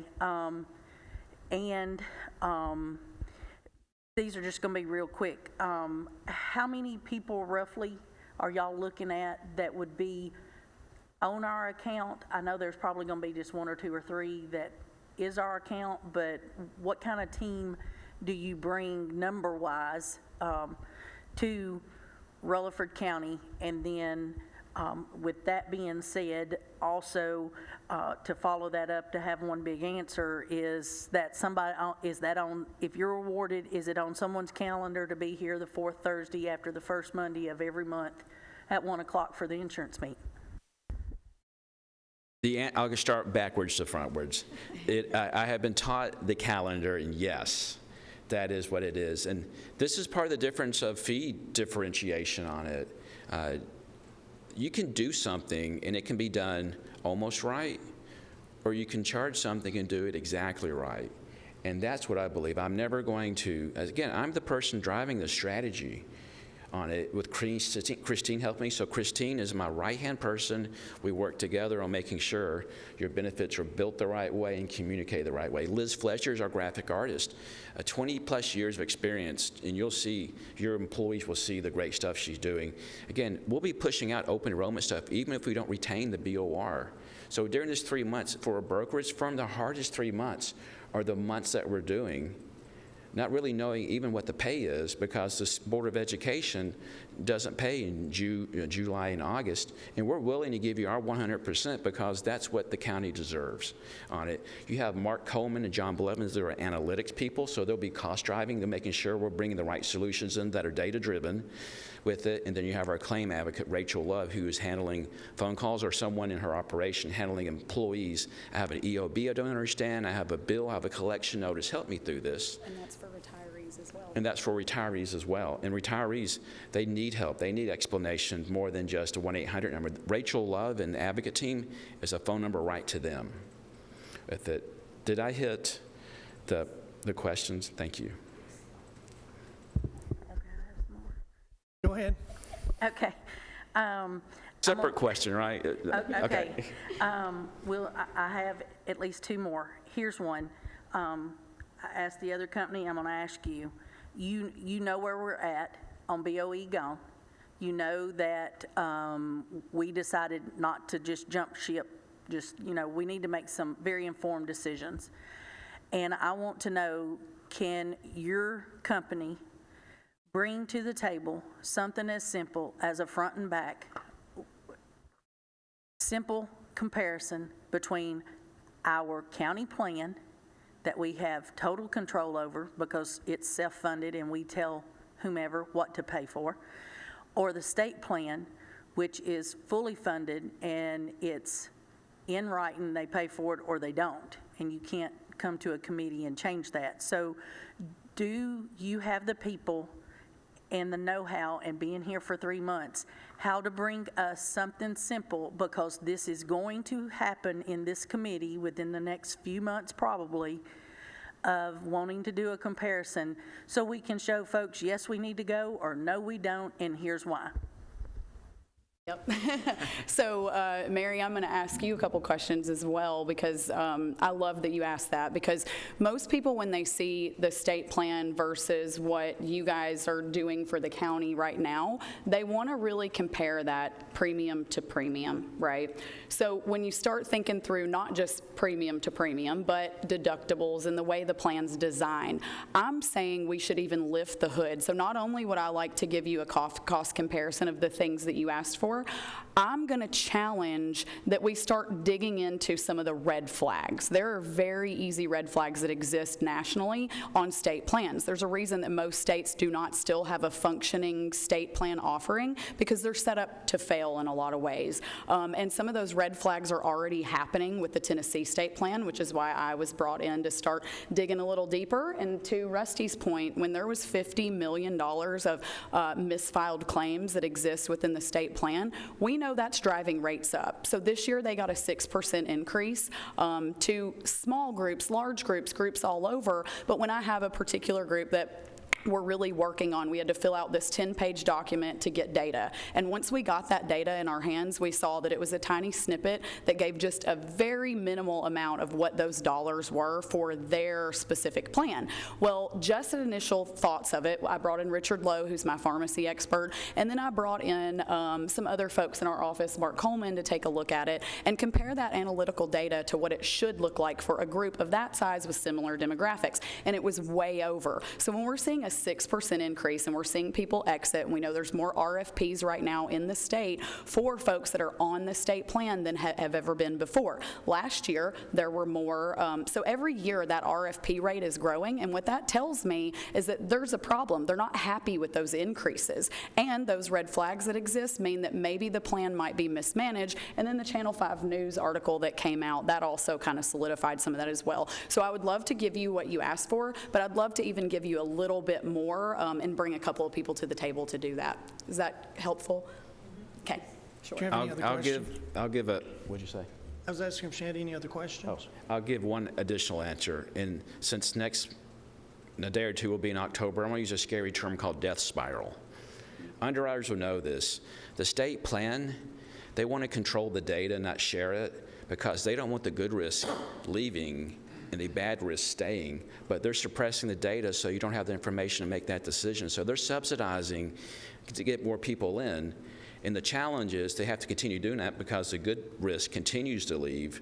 So the right answer coming in year one, oftentimes after year 2, year 3, you find out it's not the right solution. That continues to disrupt your employees rolling from one plan back to another plan. So to easy answer your question, yes, we can, with details on why it's the right answer. Whatever the answer is, we can still work with you even if you're on the state plan, but what we've seen, the state plan is a good first year, and then the second year and third years, you start to see there's things that are not good, but then you don't have the data to get out of it. You're almost trapped. Something, Mary, that we're doing with some of those folks that are looking at the state plan is, instead of saying, is it state plan or is it standing on your own, there are consortiums out there that exist that are ran well. And so it could be that we'd add a third piece into the equation to say, maybe we do need some type of like situation where there's multiple people in it, but there's a lot of different working parts to that. So I think there's a lot of layers to it with which direction you go, but we do have experts that handle some of those things too, because that's a solution we're doing for some of those that are coming off or evaluating going on. Ed, will you give me a 30-second closer, whenever that is? We're there. We're past it. So if there's any other questions, really quick. In all fairness, I wanted to ask them the same question I asked of the others. Knowing that not only do we have to look at the active employees, but we have to look at the employees for pre-65, post-65, potential retirements, and do you have the abilities to review that to say, are we in the best plan? If we were to look to go to the state, what would that look like for our retirees as well? Do you have the abilities to do that as well? I'll let you take that. So a couple things. So as you know, Rusty said that we have a whole retirement practice, which is really great, and we've continued to invest and grow in that space. When it comes to evaluating on the retiree side, that's something that a lot of people that are introducing state plan or not, we're well versed in that. So not only would we have retirees that would be in Tennessee that would be able to focus on some of that stuff, we also would ask some of our national resources to come to the table with us so that we could talk through some of those things and gain some of the experience from some of the other states that have similarly situated situations with their retirees. So absolutely, we're definitely here to make sure we can add value in that space. Okay, any other questions? Okay, thank you very much. Can I say my 30-second closing? Quickly. Please. Please. Again, whatever the outcome is, I appreciate the time I've had to work with the county. Again, I've mentioned before, my mother lives in Reedyville, my sister lives right on the sports comm. I graduated from MTSU.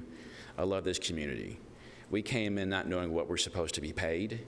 We did the hardest work during this year to do it, and we're giving you our best at this point, coming in playing checkers when ultimately we want to be playing chess with you guys.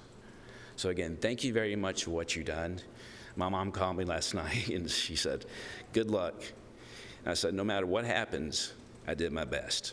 So thank y'all for that opportunity. Thank you all very much. Thank you very much. Run quick, run.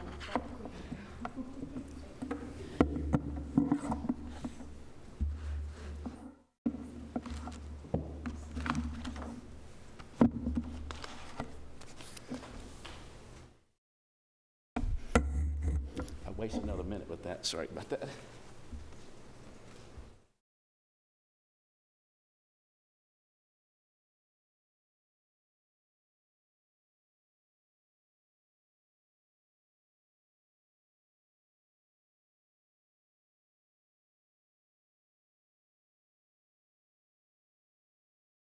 Okay. If I can just briefly just say a couple of things. You do have a sheet giving a comparison of the two. I will tell you the RFP that went out, we threw a big net out to see what services were provided by each broker. It didn't mean that we would, as Rutherford County, that we would engage in every service that was out there, but we wanted to see what was there. We looked at all of the bidders that were out there, or the ones that submitted proposals, and we narrowed it down to these two, trying to get an estimate of what the first year's commissions would be, the second year and the third year commissions would be, because that's how they're paid off of. Right now, they're paid strictly off commissions. They're not paid by Rutherford County. But with the schools leaving, it changes that commission, and it also changes the contract. So we did our best estimate at trying to come up with an apples to apples, because keep in mind, I don't know, 13, 14 proposals that were submitted all together with both brokers and the TPS. You know, everything's a proposal, and you try to get it to where, how do you compare each one? So as you see in front of you, you know, the ranking that you have is what our department looked at based on the information that we got, the answers to the questions. The RFP was, you know, pretty thick, pretty thorough. And, you know, you see our ranking, and, you know, I just want to see what the wish of the committee is at this time. Any additional questions?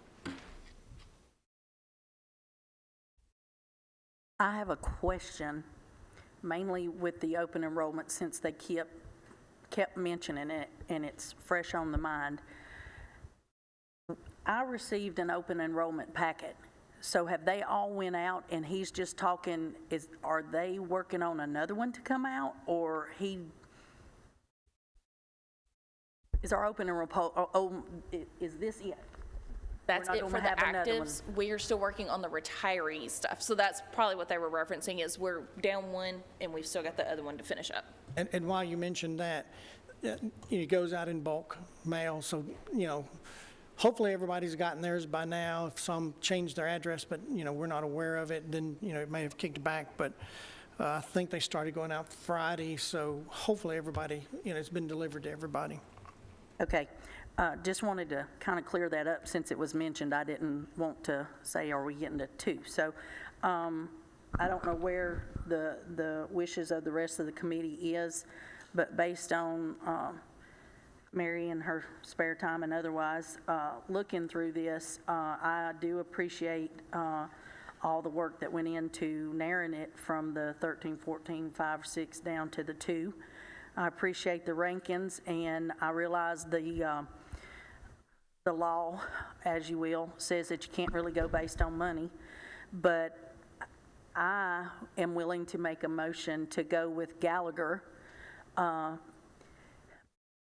based on several things of theirs, but the main thing is they're dealing with 98% of local governments and Board of Educations, and they had several percentages and stuff within Tennessee, and then the One Digital company only having 15 of their 1,784 clients within Tennessee. I realize we're new to them, being the state of Tennessee, but I really think that we need to have a little more experience, and then them being able to work and use what we are already spending money for on the My Benefits channel to help benefit us more. I feel, and I am not making this motion based on the money part of going with Gallagher. There's other items. Okay, motion. Do I need a second first? Second. Second by Amber.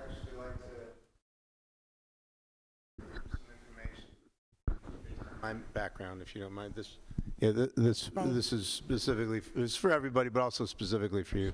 For 27 years, I've worked with insurance investments, and I've had a brokerage, and I've worked all across the country. A couple of things I'd like you to consider when making your decision there is the commissions, and there's an awful lot with brokers that is hidden. And there's a lot that it's been frustrating for me over the years in dealing with backdoor deals, hidden commissions, hidden fees, and things like that. One of the things I appreciated that One Digital talked about was that transparency of not hiding anything and being willing to dig into others. I'm not recommending them. I'm just saying that's something I have from personal experience. It's very important to know that there aren't going to be surprises down the road, or at least they'll be minimal. And there was something else you said too. I forgot what it was that I wanted to say about that, but both companies, of course, qualified. I'm not trying to pick one over the other, but that's something for me that I'm fully aware of, having been immersed in the industry for so long, is that a lot of companies deal with hidden fees that you don't get into later. What they were talking about on the state level there, and the level of corruption that comes in when you're dealing with millions and hundreds of millions of dollars, it bothers me a lot. I'd like to know that we're dealing, again, I'm not disparaging either company, but that's one of the things that's really important to me, is knowing that I'm dealing with somebody that isn't going to throw out hidden fees down the road, or things that crop up and all of a sudden you're like, well, where did all that come from? So anyway, just wanted to add that. Thank you. Yes. I'd like to second the motion so that we can have discussion and be in order. We had a second. We did have a second. We did have a second, Okay, yes. I did not hear that. Okay, do you have discussion? Yeah, I do. I actually have a question go ahead. too. So in the second presentation, they talked about retiree support. One Digital talked about retiree support, but one of the things I'm noting in the side-by-side comparison is that none is noted, and it's marked in red. And I'm wondering if that is the thing that caused them to be ranked second. Apparently Gallagher is offering basic assistance, and this is in line 13, so page 4. No, page 3, sorry. Line 13, it says Gallagher's offering basic assistance at the price point, and then additional service at no extra, would be available at extra cost. And none is noted for One Digital. Does everybody see what I'm talking about? Okay. So she talked about up here that they would offer support, like a line that retirees could call into and some other stuff. Would that change their ranking on this if we counted what she said as offer? So the none noted is it wasn't in the RFP. It came out, discussions. I don't know that it would have changed the ranking that much. They both offer, so that kind of levels them out there. It was read just because one had a response and one did not, but it wouldn't change the overall ranking. And the second thing is that I would like to echo, I am also concerned about the lawsuit. I would like more information about that too, if any is available, or just an explanation of what that was? I don't think it's fair to bring somebody back unless we have a rebuttal from somebody else, and then we'll be here till midnight, to be quite honest. I don't want to address the allegation that was made. It has been brought up. I will say that when evaluating who we had, we looked at who can provide more so for Rutherford County and the projections that for Rutherford County, the reports. It was looked into the type of reports, and the projections is a huge thing when we're trying to look at it. If you try to have the projections ready in March for an insurance plan that won't start until January. And then the projections have to last all of that following year. So it doesn't matter if it's the state or us or anybody else doing it. That's, to me, is one of your biggest, as being a former commissioner, that's what can make a huge difference by the time you finish that rate, if it's not pretty close to where it needs to be. So I looked at both of them on the projections. I looked at both of them on their resources, their staffing, and their compliance. I felt like they were all, pretty close with that. What I looked at as the biggest difference was the public sector and experience that they had in with the state plan and the knowledge of the state plan, but just in the needs of what I think where county general is at this moment. The needs aren't the same as what they were 3 years ago, and they're probably not going to be the same, in 3 years from now. But, with Gallagher, I felt like that they matched up based on the RFP's information. They all matched up really well. To address the commissions, the law has changed quite a bit just recently to where you have to disclose those commissions. You're not just allowed to, they can't hide them like they used to. Now, I'm not saying that they're not, no matter what happens, people get creative. And once you fix one thing, they're going to figure some way to do it somewhere else. So, when I look at what we have presented before us, I felt like that these were the two that I thought fit. And a big part of it is their public sector experience. I wanted to make sure that when we looked at the public sector part and we look at compliance, and one of the things in the RFP that we did is, we went to Sonia and I said, hey, tell me what you need also from a broker, because we want to make sure that we're in compliance from an HR standpoint, and not that we're asking for legal advice from them, but we're just making sure that we have that compliance that we need in both departments. So that's kind of a wish list that we put together in the RFP and what you have available. With that, that's where we came up with the rankings. This is a very abbreviated, but I thought it was the most important things for Rutherford County that's on the list. But as far as the lawsuit, I don't feel comfortable addressing the lawsuit, and really it's somewhere down in Florida, in a whole different region. So that's just, to be honest with you, I just think it's best. Yes, sir.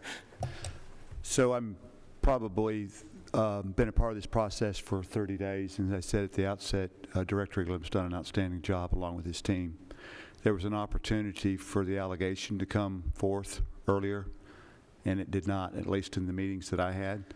Having been part of a process like this, very similar but not exactly like this, I'm a little skeptical of the last-minute tactic that came out. And so I would agree with Director Elam that we probably need to push this. I will push this down to the bottom of my list of considerations just based on the timing and the manner in which it was disclosed to this committee. So.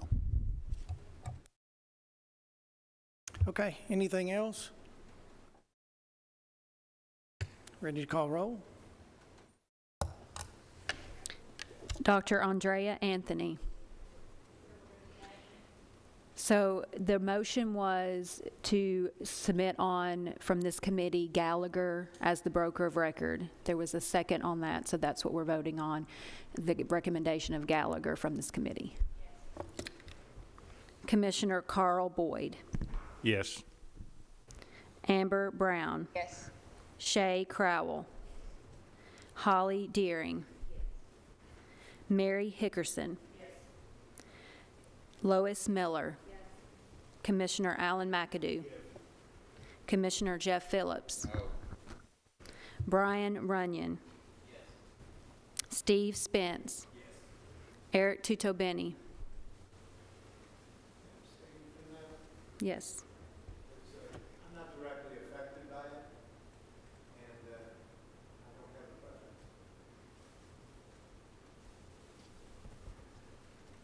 preference. 10. Okay, motion passes, and we will forward this to the purchasing committee.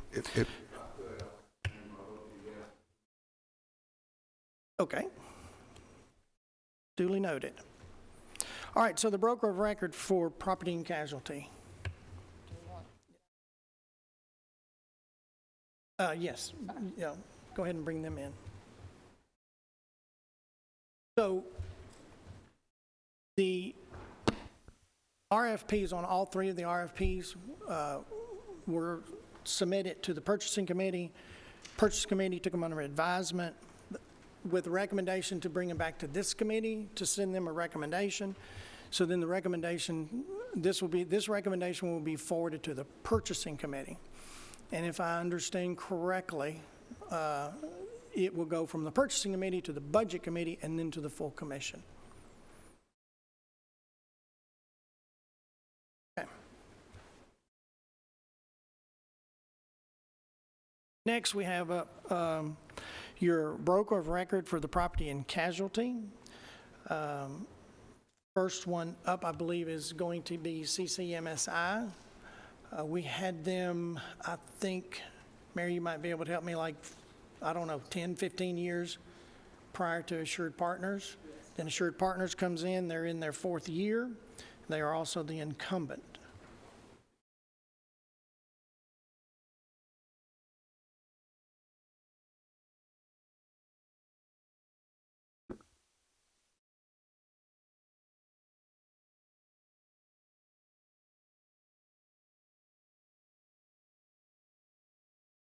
I just wanted to mention to everybody, the insurance committee has made a recommendation for Gallagher to be submitted to the purchasing committee.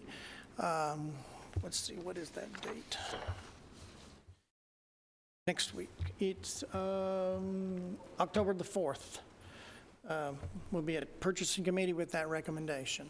Thank you very much for your time and your interest in Rutherford County. We appreciate it very much, and appreciate your presentations today.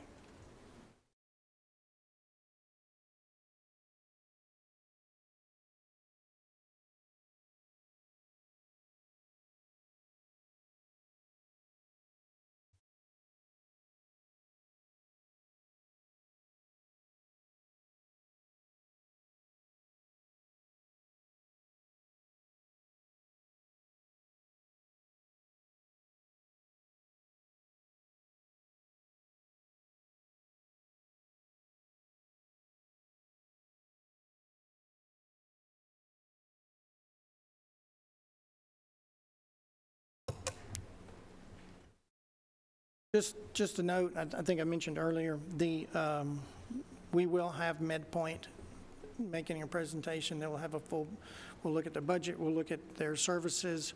And again,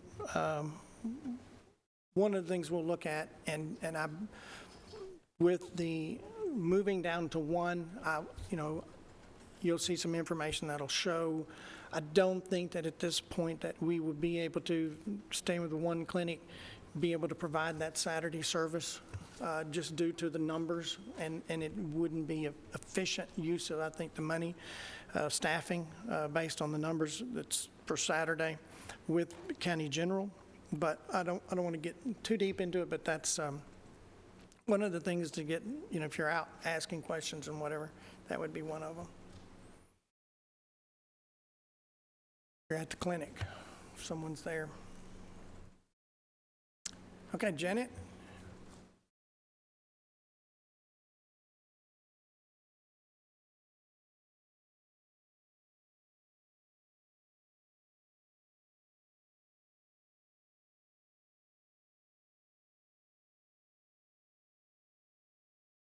Thank you. I'll try my best.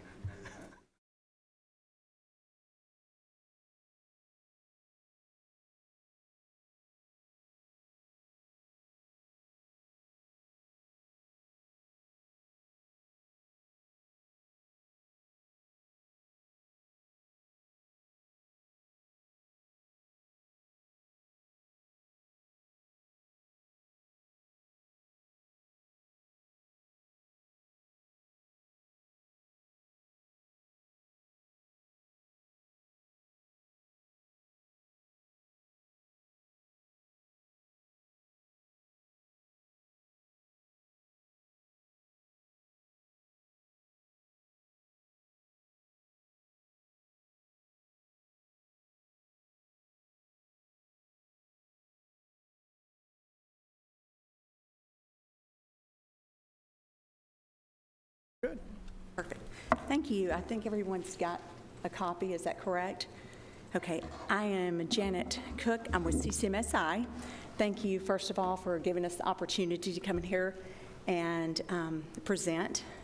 We actually quoted on two pieces. We quoted on the brokerage piece, which I understand y'all want to talk about first, and then we also quoted on the TPA services. And I know it's been a long day already, so I'll go fast. If you look at your handout there, I'll just kind of go over kind of who we are. We're no stranger to Rutherford County, but this just kind of gives you an overview of CCMSI. We were founded in 1978. Our corporate office is in Danville, Illinois. We have 35 offices across the country, roughly about 1,800 employees, $205 million in revenue. We are a privately held company. We're an ESOP company, so we are employee-owned. And our client retention rate is about 98%. And as of 2011, we were a debt-free company. And then right below that, you'll see some of our employee statistics. This is kind of getting into caseload, so that's more on the TPA side. But I think it's important to kind of to point out just from an executive turnover, we still have the same executive team. I've been with CCMSI 19 years, and we've got still the same CEO, CFO, and so forth.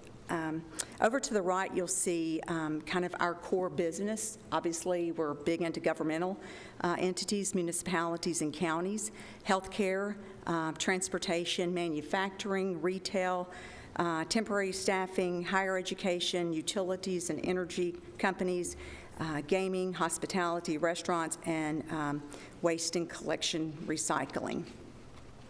The next portion, this just gives you kind of the map of the U.S. of the offices that we have throughout the country. Obviously, our office is located in Nashville, Tennessee. We are out by the airport. The next slide just gives you kind of an overview of CCMSI. This is a survey that was taken back in 2018 to 2022, and this survey goes out to all of our employees. And basically, it just asks them to rate how they like working for CCMSI. So we've been a certified great place to work since 2018 when we started that. And that just kind of breaks down what the employees have said, which I think is important. The next slide just kind of goes into an organizational overview. Basically, CCMSI is broken down into 3 different regions. You'll see our Chief Operating Officer there at the top, and then we have regional VPs. We fall in the Mid-America region. The Nashville office does. We report, and I specifically report back to the Vice President in our region.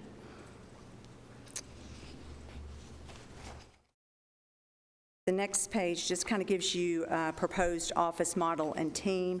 Again, we are quoting on the OJI On the job injury, the property and casualty, we're quoting it from both the brokerage standpoint and the TPA.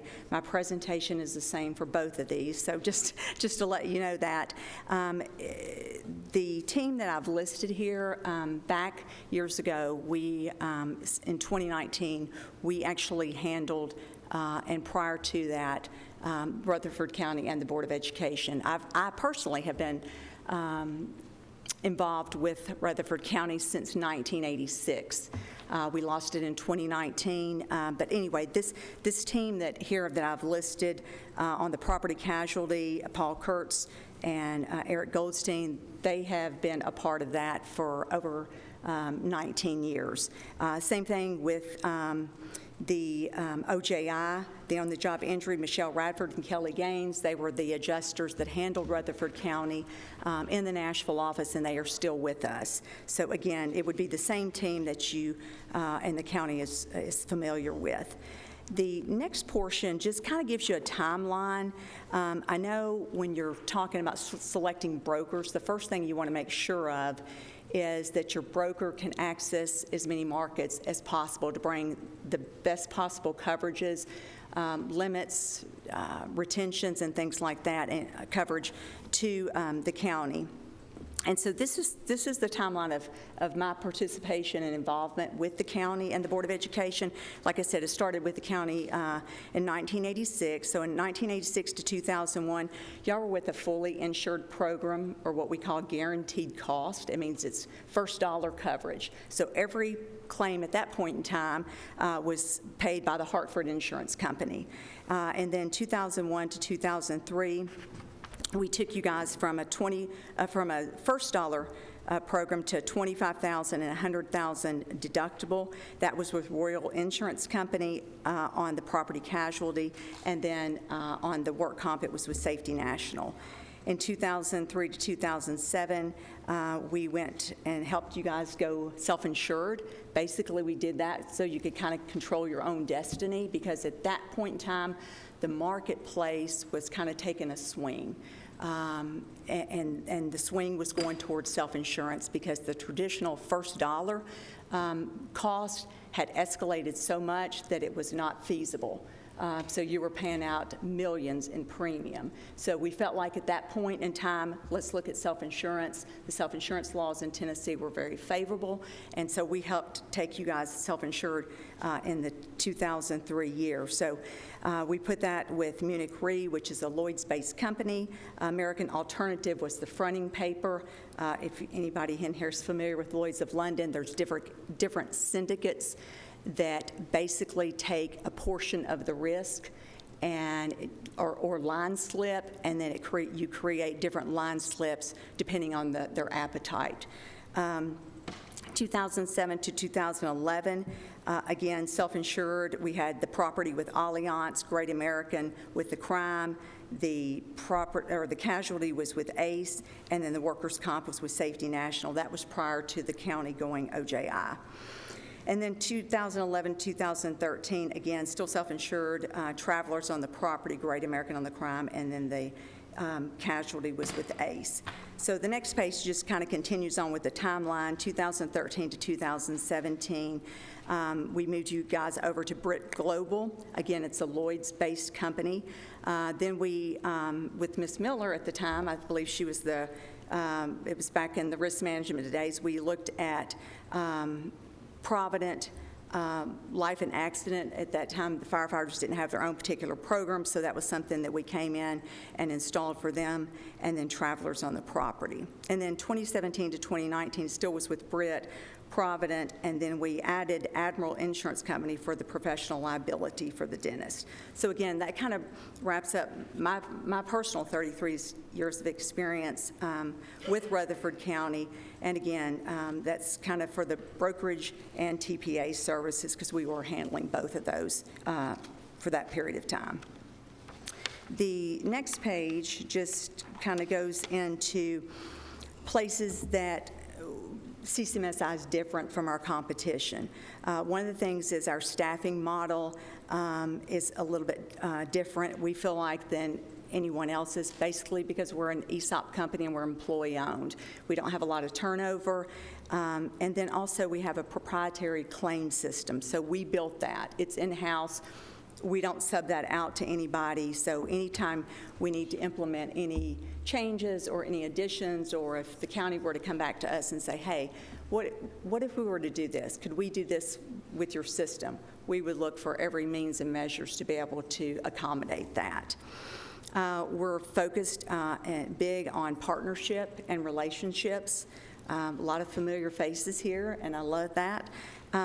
We're a flat organization, which basically means there's not a lot of levels of bureaucracy, so it stays at the branch level. So if we need to make a decision in the Nashville office, we can make a decision with the county. We don't have to go back and get corporate approval or anything of that nature. So I think that's very important.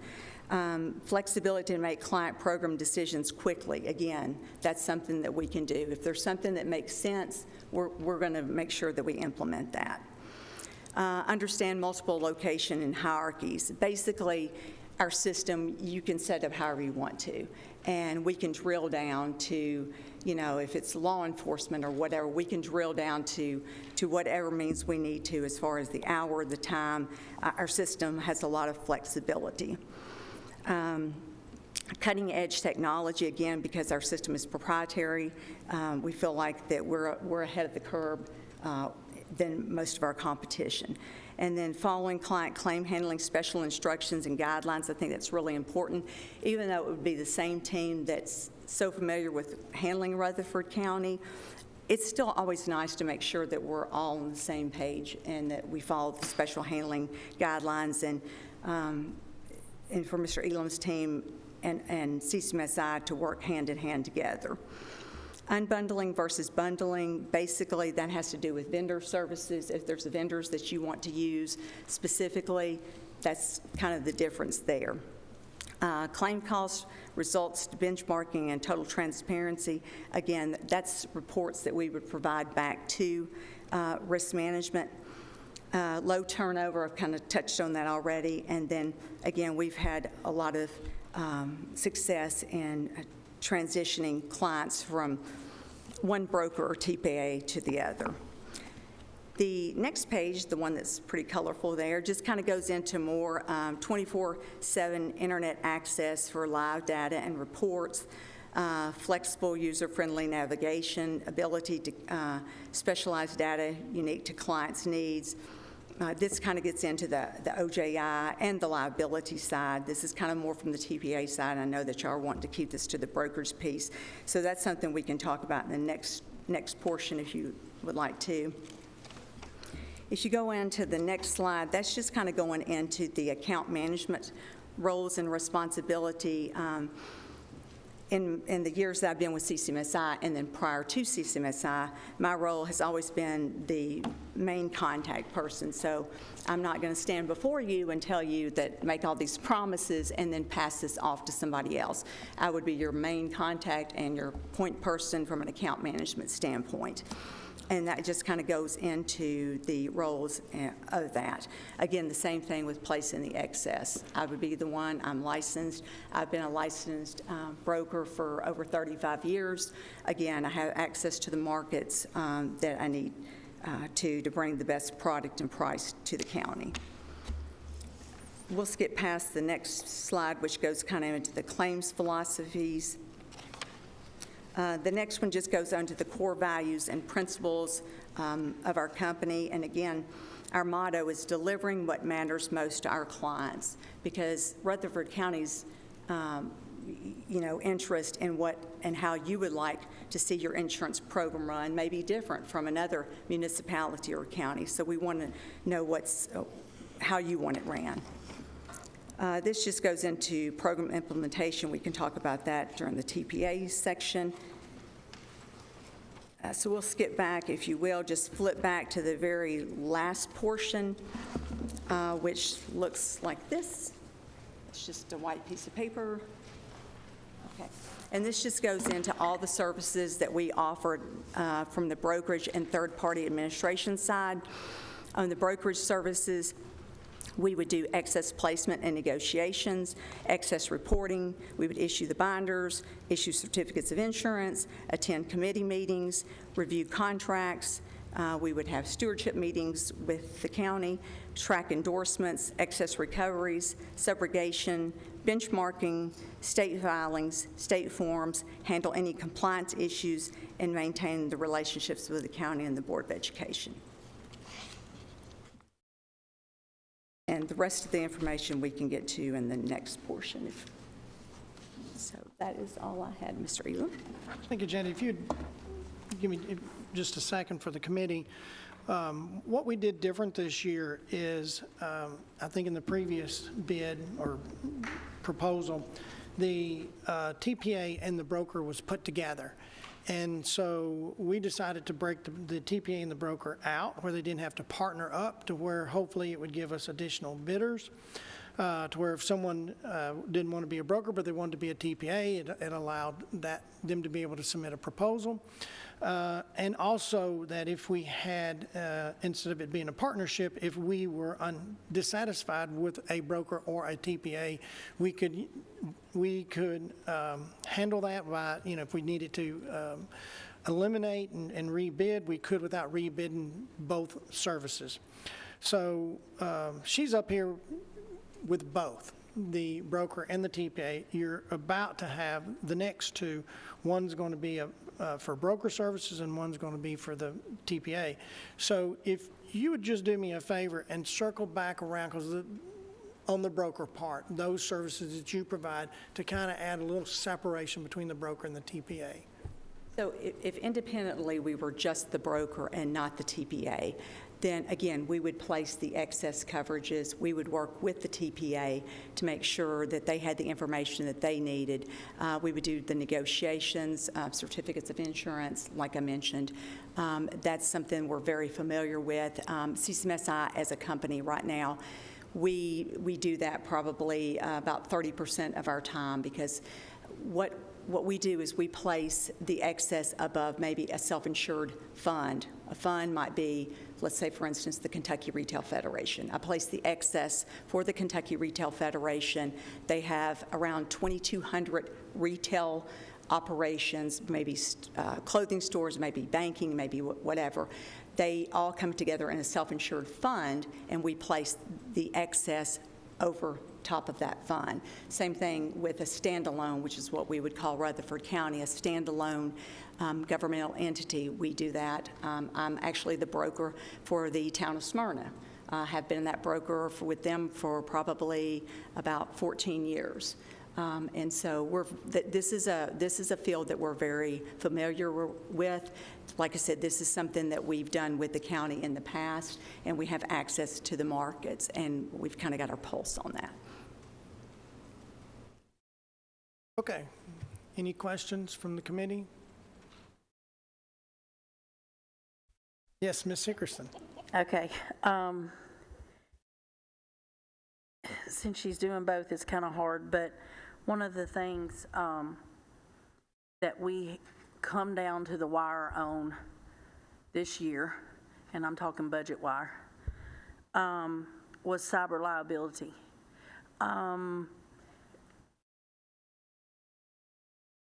Is that a problem? I don't know how to ask this. I mean, how many can you bring to the table? Do you only have one, or do you see that it is narrowing down, that there's only actually 2 or 3 in the system? Or because we really did come down to like 2 days before June 30th almost, right, of having a bid on it, and that's been a heartburn, and I know it went through the commission, and so we as the insurance committee just said whatever budgets decide, once you finally get the numbers, and so that's a big deal. And before you answer that, I get confused between TPA and broker.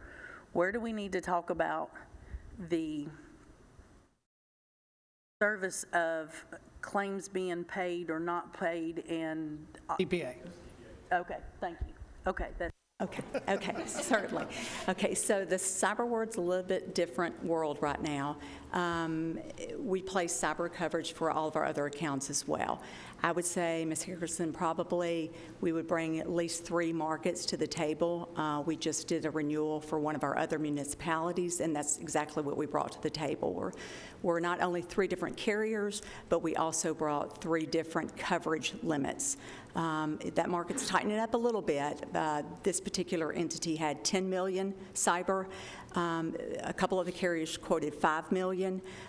So, that's an ever-changing thing. I will say this, that on most of the renewals that we had, same situation. We had the property casualty quotes, we had the work comp quotes or OJI, and at the 11th hour, they're getting the cyber quote. So that's kind of typical of the industry right now. Now, hopefully that will change, but but I don't think I would have any problem in bringing at least 3 to 4 carriers to the table on that. Okay, I do have one more question. Yes, ma'am. So if you are a broker of record, because the other 2 are one of each, but if you're chosen the broker of record and we don't take your TPA service, do you foresee a problem of not being able to work with any companies? And I say that by you often hear that this person is only, this company's only going to talk to this person, or this company's only going to talk to this person. So how does that work in that, if you are just picked up as broker of record and have a different TPA? Right, yeah, we're fine. I mean, we work, as a company as a whole, we work that side on both situations, and we're fine with that. First of all, for the people that don't know me in here, my personality, I'm not going to do that, because even though the insurance industry is a big industry, it's also very small, and that word gets around. Just like when we lost the account in 2019 and we did the claims conversion, we're not going to hold information so that the other participating party is going to fail because they're not getting the data in on time. We want to make sure that we, I guess I would say, play nice, because again, we want to be back up here presenting like we are, and we don't want somebody to come back going, hey, yeah, we remember CCMSI did this to us or whatever. So our reputation is everything in the industry, and that kind of parlays into just one other comment I want to make about that. And I said this to, I guess it was the Planning Commission, we're a very transparent company. We are not about getting kickbacks or doing vendor relations or something like that to get paid for it.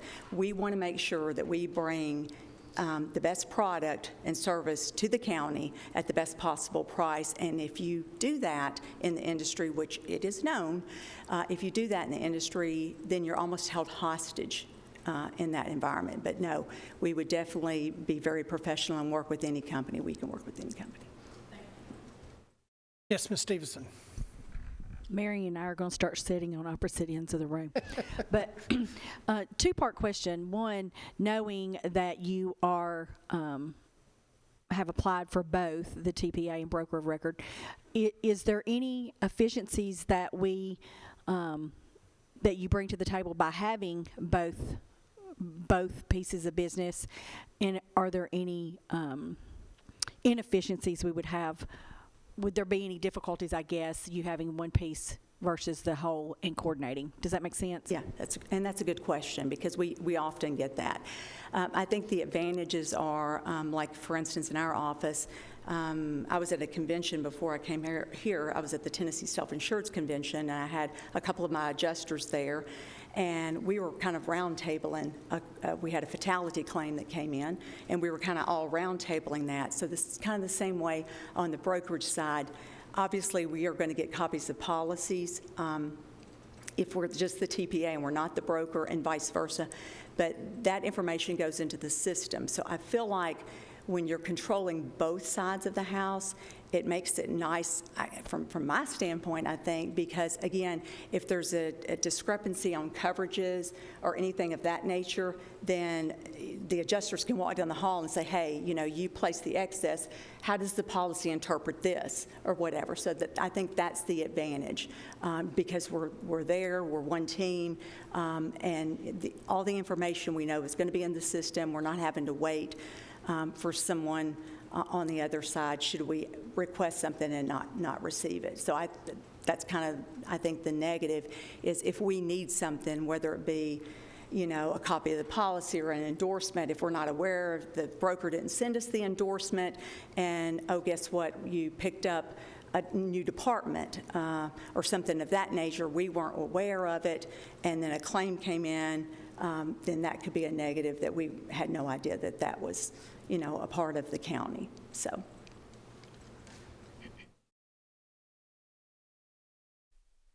Okay, any questions? Yeah, if I could, this is on the OSHA side of it. You process claims. Yes, sir. What do you do if you see trends?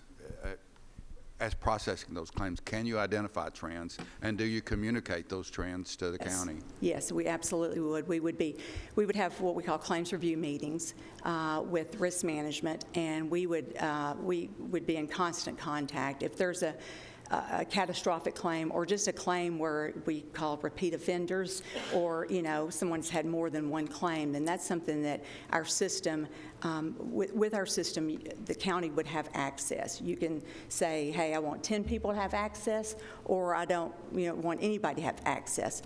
In that, they can pull up, let's say that Mr. Elam's department, if there's 4 people there that need access, they might have access to every claim, property casualty and OJI.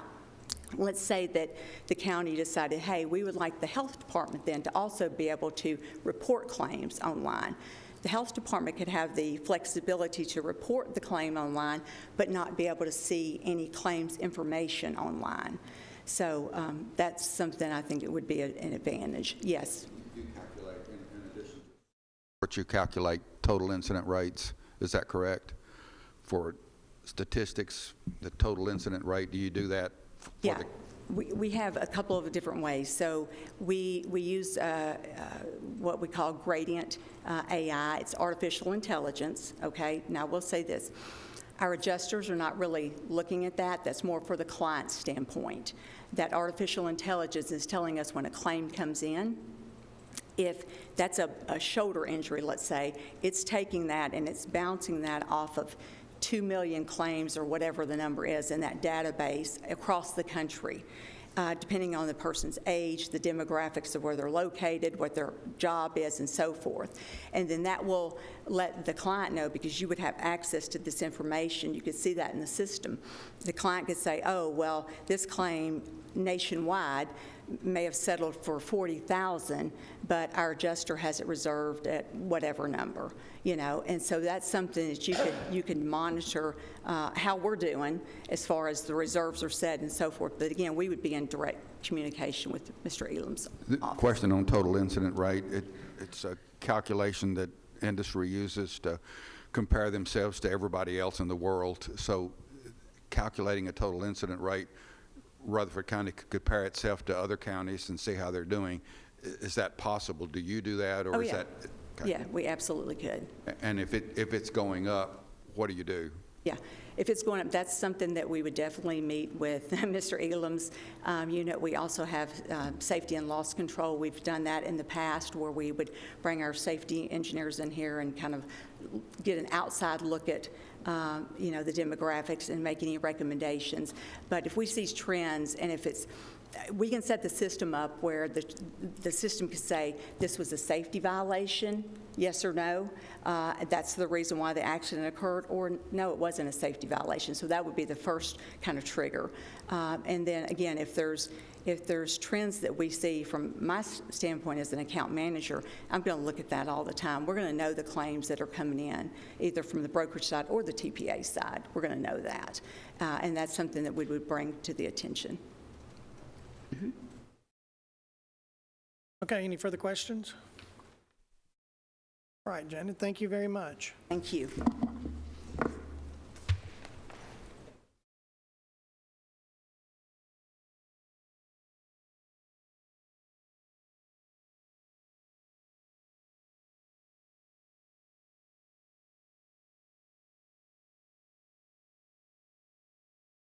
You might like to take a restroom break before we start the next person. I don't want anybody to make a mad dash, but. Yes.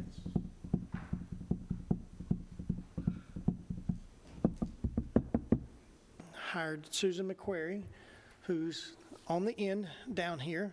She comes in, I'm not going to say how many years of experience in property and casualty and stuff, but she's been a big asset. She's a part-time employee for us and has been a huge asset in putting this together for us and trying to stay on top of the questions. It's been a lot of work, and she's been a real trooper with it. So anyway, now we're going to move on to Assured Partners, which is the incumbent for the broker part of it.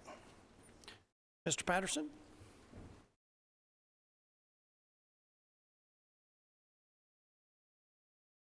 Hello, everybody. 3:20. I bet you guys are tired. So do I get bonus points if I go quick? Okay. Quick it is. I sent the presentation to Susan earlier in the week, so maybe you guys have had a chance to see it. I think most or all of you guys know me. Been standing at this microphone for going on 4 years now. And basically, you're either happy with the job I've done or you're not, and probably if you're not, nothing I say today is going to make any difference. For those of us that are new, I'll go through who Assured Partners is briefly, and then talk about how we handle public sector. There's a lot of information. You guys are familiar with me. I give the committee a lot of information. That doesn't mean I'm going to go through all of it today, but it's in there, and if you have questions about it, I'd be more than happy to answer them. So our history, we were formed, Assured Partners was formed in 2011 to purchase the broker that I worked for called Nice Lukens. So I've been in this industry, you can tell lack of hair, what little left is gray. I've been doing this for a very, very long time. So I was with Nice Lukens, which was bought by Assured Partners, which was formed by Nice Lukens, and then we've grown incredibly over the last 12 years, 11, 12 years. We are, I think, if you guys are keeping up with me, I'm skipping through all of who our senior leadership is, because I'm pretty sure you guys are not that interested. If you'll go to the page about that says quick facts, we have grown in the last 11, 12 years into the 5th largest property and casualty broker in the country. Overall brokerage, including employee benefits and personal lines, we're the 11th largest broker in the country. We have 200 offices scattered around the country, 8,500 employees, over 900,000 clients, and $2 billion in revenue. So we are not a small organization. What does that mean to Rutherford County? With consolidation in the insurance industry on the brokerage side, it's been phenomenal. We've grown that way through acquisitions because on the broker side, there's no question bigger is better. No question, because we have all the resources, and there's not a carrier that's out there that we don't have access to. So what does a $2 billion insurance brokerage mean to Rutherford County? It means that I have resources available to me that only the big boys have, the Aons and all the Marshes and all those guys have. I mean, we're on that same playing field with those guys. So, and specifically, property and casualty, which is my area of expertise, as I said, I've been doing this since 1986, which dates me. I've been doing this for a very long time. And we specialize in property and casualty and risk management. I've been working with Ed and Susan, both Susans, for 4 years, and I think they'll attest that I'm very proactive in the services that we bring, the risk management, the questions that I ask, not just reactive to what Ed and Susan ask and what we need to do. I'm actually asking them questions, what about this, what about that kind of thing. As far as municipalities and public sector goes, we have a vertical, when I say a vertical, like within our organization, this $2 billion revenue company, we have verticals that are specialties. And in the back, and I'm not going to go through all those slides, but there's like an aerospace vertical, a construction vertical, so all of these different industries. Well, public sector is one of our verticals. So there's guys like me all over the country, and we get together. We used to actually physically get together. Now we do it Zoom calls, which is probably more efficient, but not near as much fun. And we talk about what's going on in the industry. So I got a guy in California this is what's going on in California eventually gets to Tennessee, as the saying goes. What's going on in Illinois? What's going on in Florida? So all of these changes around the country, I can stay abreast of all these things. And what's going on in Tennessee, I tell the guy in Iowa, right? So that vertical allows me to stay, on the front end of what's going on in the industry in terms of public sector, the challenges that we face, and how we're going to address those things. We have over 1,000 public sector clients in our company. Again, in that vertical, we regularly get together and have meetings, as I just mentioned. Our team, I think one of the questions that Ed wanted me to address is who's the team? Well, David Patterson is the point of contact. This, when Susan and Ed have Susans and Ed have questions, they come to me. My second person, and the person that really does all the work, is Laura, and you can see her last name is spelled A-L-T-I. No, I'm not sure I can pronounce her last name. Altafilish, I think is how you pronounce it. But she was in the meeting, and some of you guys got a chance to meet her at the interview. She's really sharp and does a great job. And then you can see all the other people that are in my office that are the support staff. They're the people that make my job so much easier. We also do employee benefits. You guys were talking about that earlier. Personal insurance. 61% of our office is property and casualty. 31% is employee benefits, and 8% is personal lines. And then the rest of these slides, ladies and gentlemen, are all of those verticals that I talked about. And I'm not going to go into detail on these things. It is after 3, and I'm sure your heads are spinning. So, questions? Any questions? Mary? Do I get bonus points for going fast? All right. Just because I'm going to try to ask the same question to each of you. The whole cyber liability insurance thing, we, as you know, because you brought it to us, we come down to the wire, literally, on getting a cyber insurance bid for us. Can you kind of explain, how many companies did you look at, or can you look at, and, how did we finally get to after, and I'm not poking at you. I'm just wanting to know, because I asked the other person too. How and who can you bring to the table that we could potentially get cyber insurance quicker than 2 or 3 days before June 30? Okay, so, and I'm not going to go into the challenges that we're facing in the cyberspace. We've kicked that dead horse a lot. So everybody knows that it is a real problem for the industry. And it's the insurance industry created this monster because, think back 5 years, cyber liability, every insurance company was jumping into the marketplace. They thought this is the best thing since sliced bread. We can write all these policies and make a whole bunch of premium and no claims. Well, guess what? The bad guys figured all this stuff out. So we've got a real issue. So now what's happening is the insurance industry has to decide, are we going to continue to write policies in this space, losing money like crazy, or do we exit it, right? Well, exiting the space really isn't an option. Talking about a blemish on the industry. So what's happening now is that insurance companies are driving security as part of the underwriting process, which is unusual to say the least. Specifically to Rutherford County, and I hope to answer your question. We've been working with the IT departments to improve security. So that has to come first. Without the proper security in place, then we're not going to be able to get any insurance companies to give us a quote. So without going into the details of what that means, I don't know if this is the right forum for that or not, that's what we have to do. So given that, we have all of those security measures that we're supposed to have in place, and it's an evolving thing. What they are today, this time next year, they're going to be a little bit different. We can probably get quotes quicker. I doubt that it's ever going to be more than 30 days before the renewal date, though, because carriers are just not releasing quotes. When everything's perfect, they're waiting until the very end to even release the quotes because something can change. It's literally changing that fast. Daily, weekly, so they're just waiting.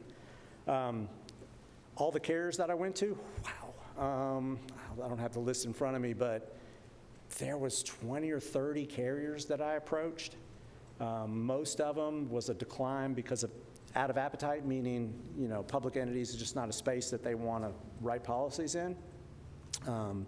Some were a decline because there were certain, security protocols in place. So it kind of came down to the wire, unfortunately, in this time. And I agree with you. I don't like the stress of that either. I really don't. Did I answer most of your question? Yes, sir. Go ahead, anything else?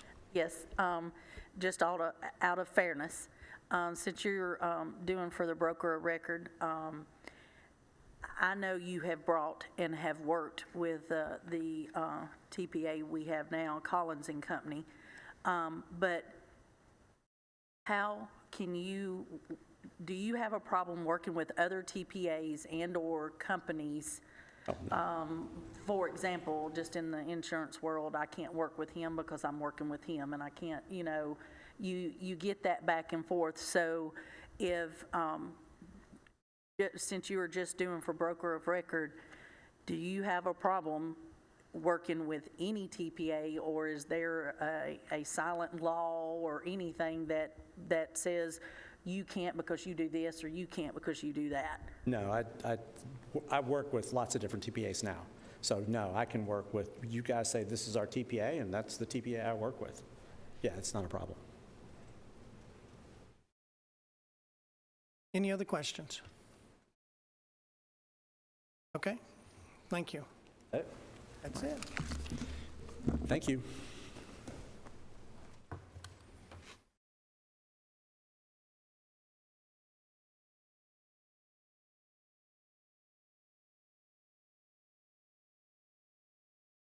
Okay, at this time, the committee, I want to see what the wish of the committee is. You can vote on a broker, the two that's been presented, CCMSI and Assured Partners, or you can wait until Collins Company comes in as the TPA and vote on the TPA and the broker all in one motion or two separate motions after you hear the TPA.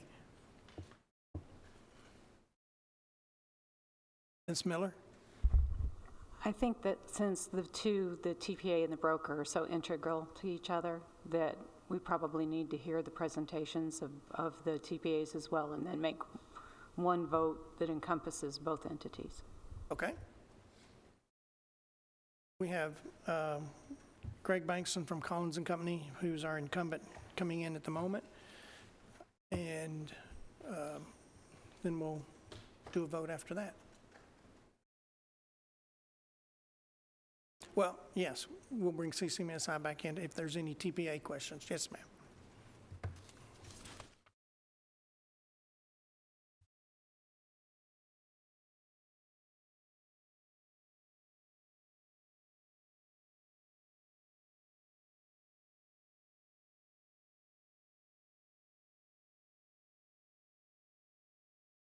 Commissioner Boyd, I promise you they're not all this long, so I know this is your first one, but I promise you they're not always this long.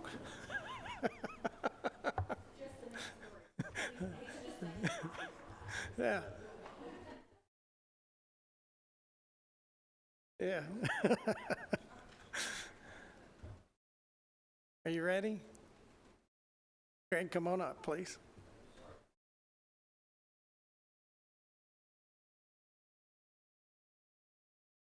Y'all will introduce yourselves. I think we've mentioned to you it's a 30 minutes and 15 minutes presentation, or whatever you want to do, and then question and answer after that.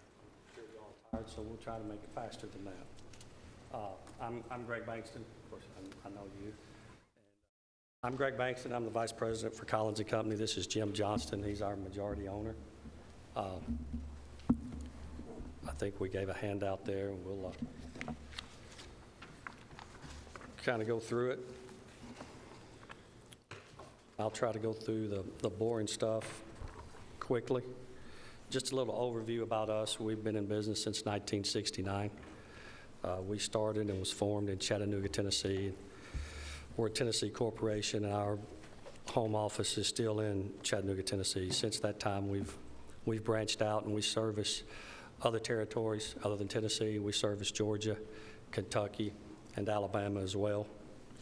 As I said, Jim Johnston is our majority owner.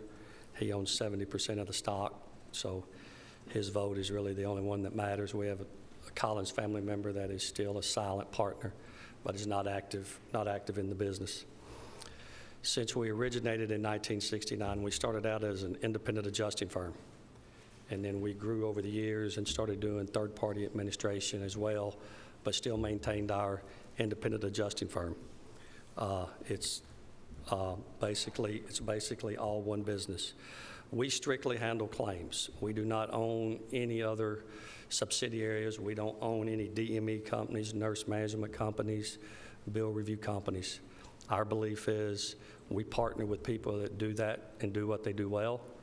The other reason we do that is because we believe then we have a little more power to leverage our buying power to get the client's cost down, because I'm not looking at how much revenue they're trying to make off of their product. I'm trying to look to see what's the best deal that I can get for our cities and counties. That's pretty much us. I mean, we're pretty simple. Like I said, we've been in business for 50 years, which is something we're very proud of as a regional company. A lot of the regional companies like ours have been bought up or merged into other businesses. On the next slide is just a brief organizational structure. It's pretty simple. Again, once we get to the question and answer phase, if you have any questions on how we're structured, let me know.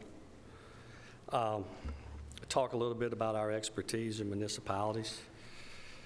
For the last 19 years, we've represented one of the largest municipal pools in the Southeast. That pool encompasses approximately 400 to 410 cities across that state.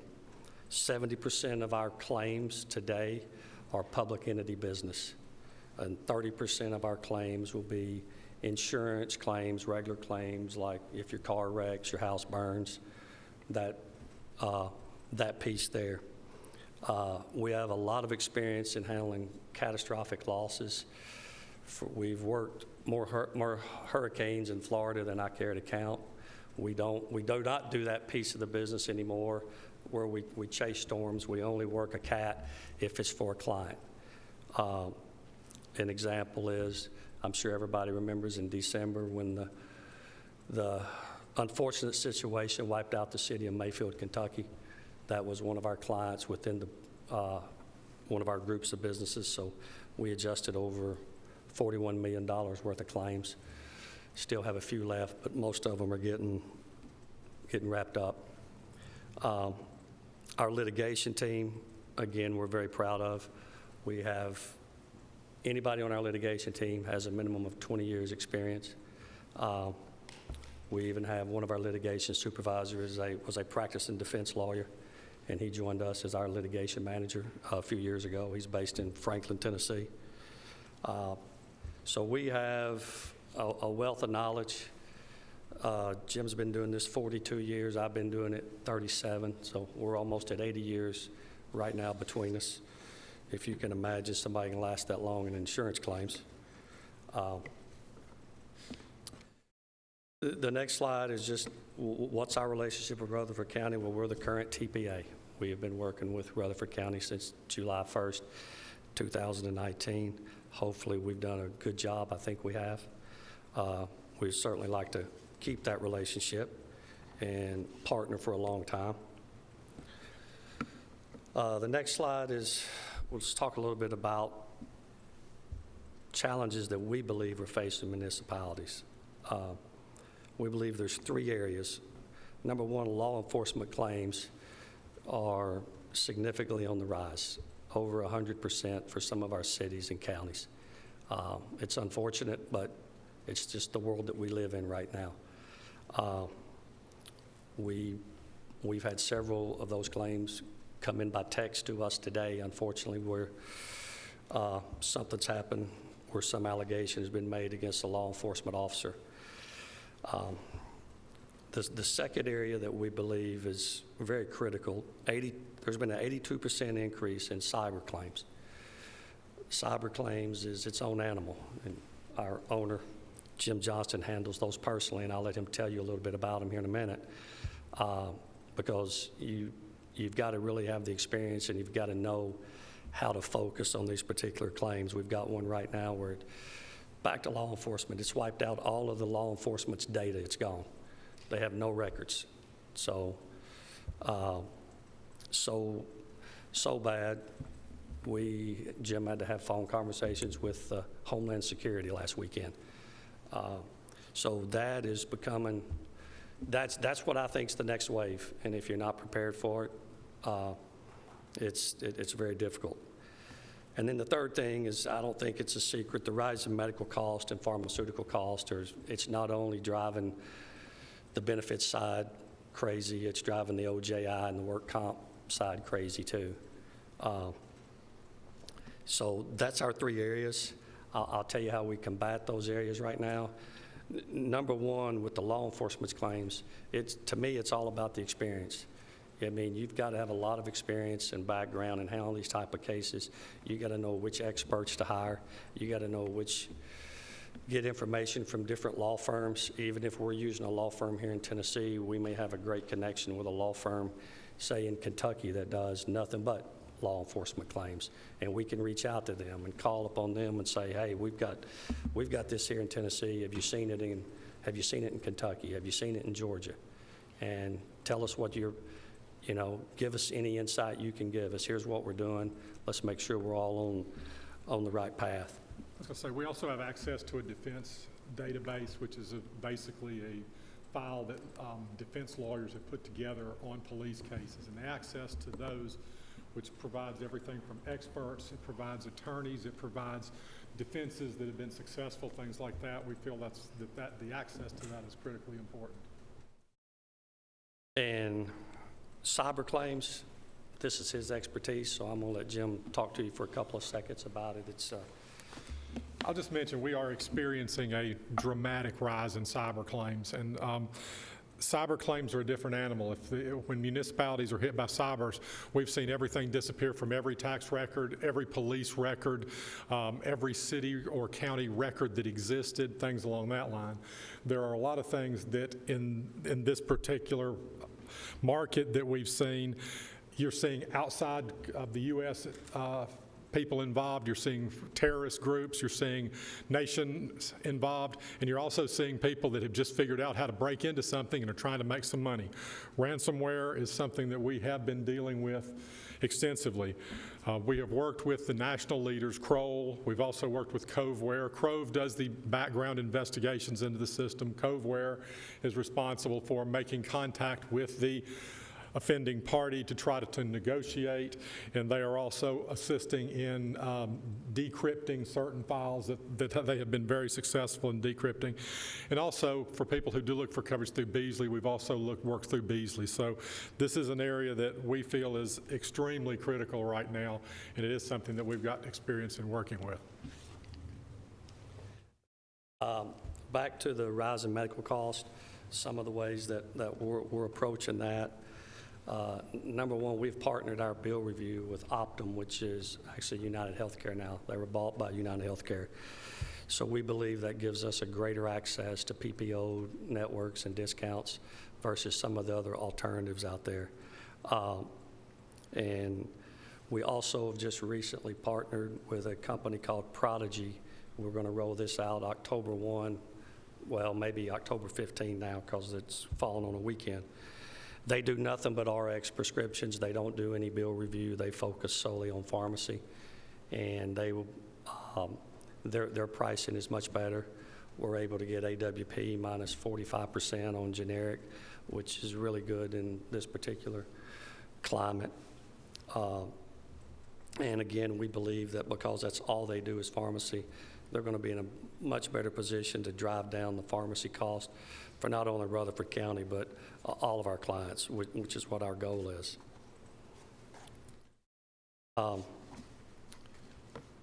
As far as who has ownership or responsibility for your account, that would be me. I'm the account manager for Rutherford County. I also handle the litigation files for Rutherford County myself. We're structured a little bit different than a lot of companies. Just because we're executive management doesn't mean we don't stay involved in the day-to-day claims. I have a belief that if I'm not doing it every day, I'm going to forget maybe what some of our other employees ought to be doing. I'm available 24/7. I'm available email, cell phone. Risk management staff currently has my cell phone, and I encourage them to call me anytime, day or night. If I don't answer, it's because I'm on another call, but I will immediately call them back. We have a dedicated team to Rutherford County, and they're listed here. Crystal Early is on the OJI. Brenda Neep handles the liability claims if there's a car wreck or a slip and fall. Mary Jackson will handle reinsurance reporting. She is actually Jim's administrative assistant, so she does all the reinsurance reporting to the reinsurance carriers that are required.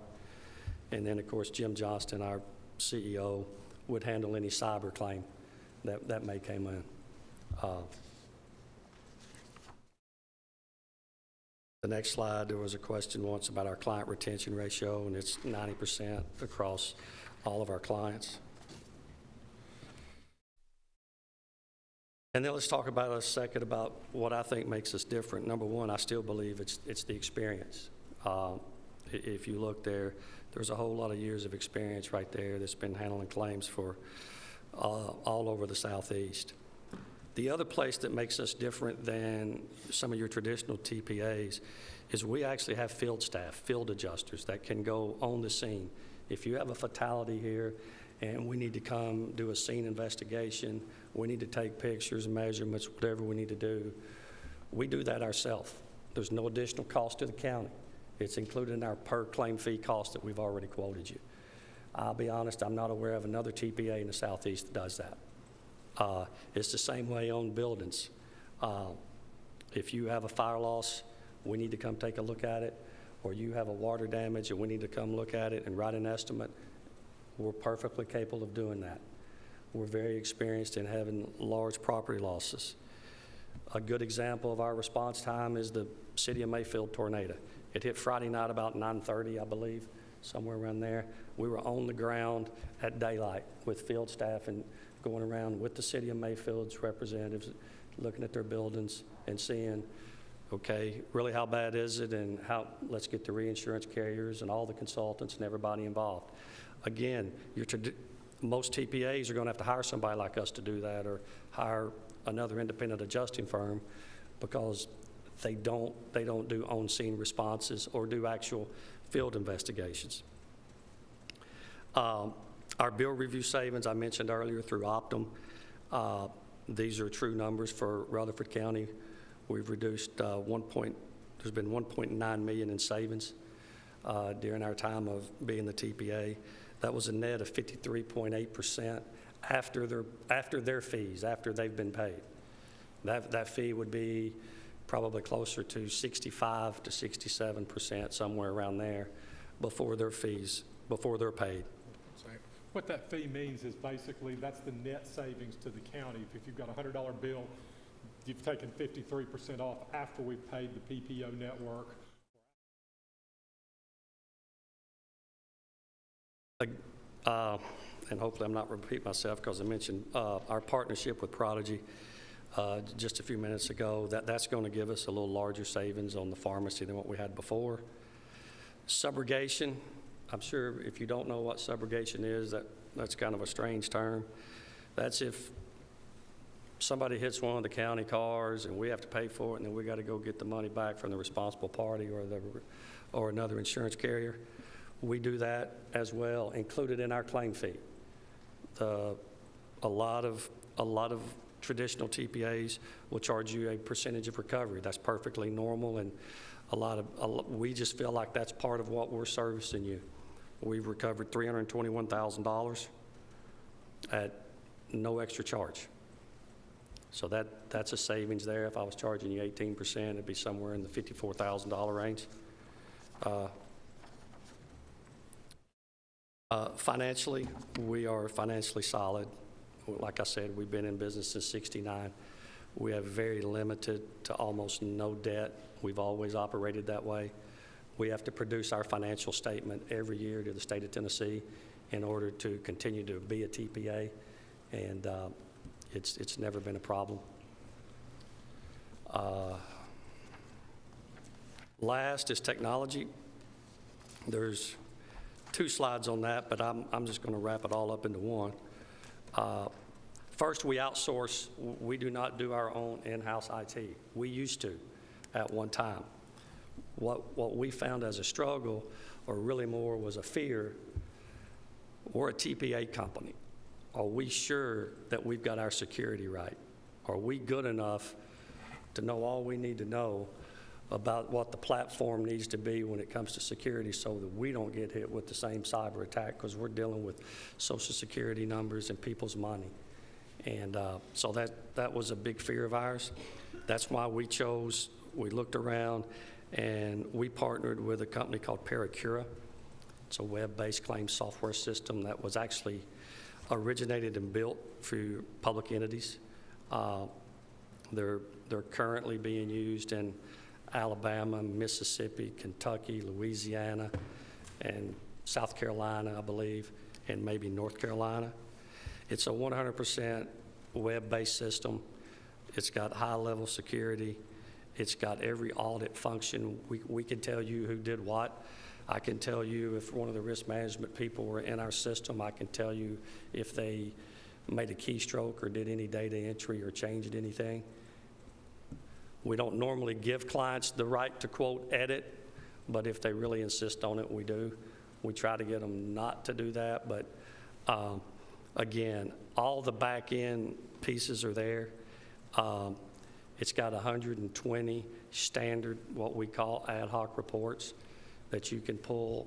You can pull them, we can teach you to do it, or we can do them and send them to you. And those are increasing every month. We have a unique relationship that we've developed with the owner of Paracura. When we need something, we call him. We have a weekly call with him every Thursday and say, this is what our client wants to see. We need you to program that, which is another reason we made this decision. We don't want to have a canned piece of software and say, this is all it'll do, and that's not what you want. We want to be able to change it. Paracura is unique, and I can change it from client to client. If I make a change in that program that risk management wants for Rutherford County, I can do it without affecting my other client over here because they may not want that. So to us, that was the big driving feature. There's an old saying, do what you do well, outsource what you don't. And IT security, we just didn't feel like was our specialty, and we wanted to, and some of the government contracts that we have requires the security to be at a very high level. So that was another reason. It's fully integrated. Everything can be put in the claim file. All emails can go in the claim file. You can email directly in and out. That's important when you get into a lawsuit right now. The big thing now is on discovery is they want every email of the file and every text message you've ever done. And unfortunately, we have to produce those. Again, it was, they do frequent upgrades. And the other good benefit is you get the use of the other public entities who decide, hey, we'd like to see it do this. Well, if he makes a program change for Mississippi, he says, do you want it too? At no cost to me. He'll deploy that upgrade to us. And again, it's very rare that you get to go direct to the owner of the company. Last, we just put in that we do carry cyber insurance. I'm sure most everybody does, but with the growing area of concern that we have for that's a necessity. In fact, it's another thing they've just come out with. You got to do I call it dual authentication, logging into our system. We're going to go to that on Monday because all the cyber carriers now are putting an exclusion in the policy that if you don't have it, they're going to deny coverage. They're not going to provide you with any coverage. So that's something that's very important for everybody to have. Hopefully I did that in less than 15 minutes. I know everybody's bored, but we'll be happy to answer any questions that you may have, either about us, company, or our processes. Okay, any questions?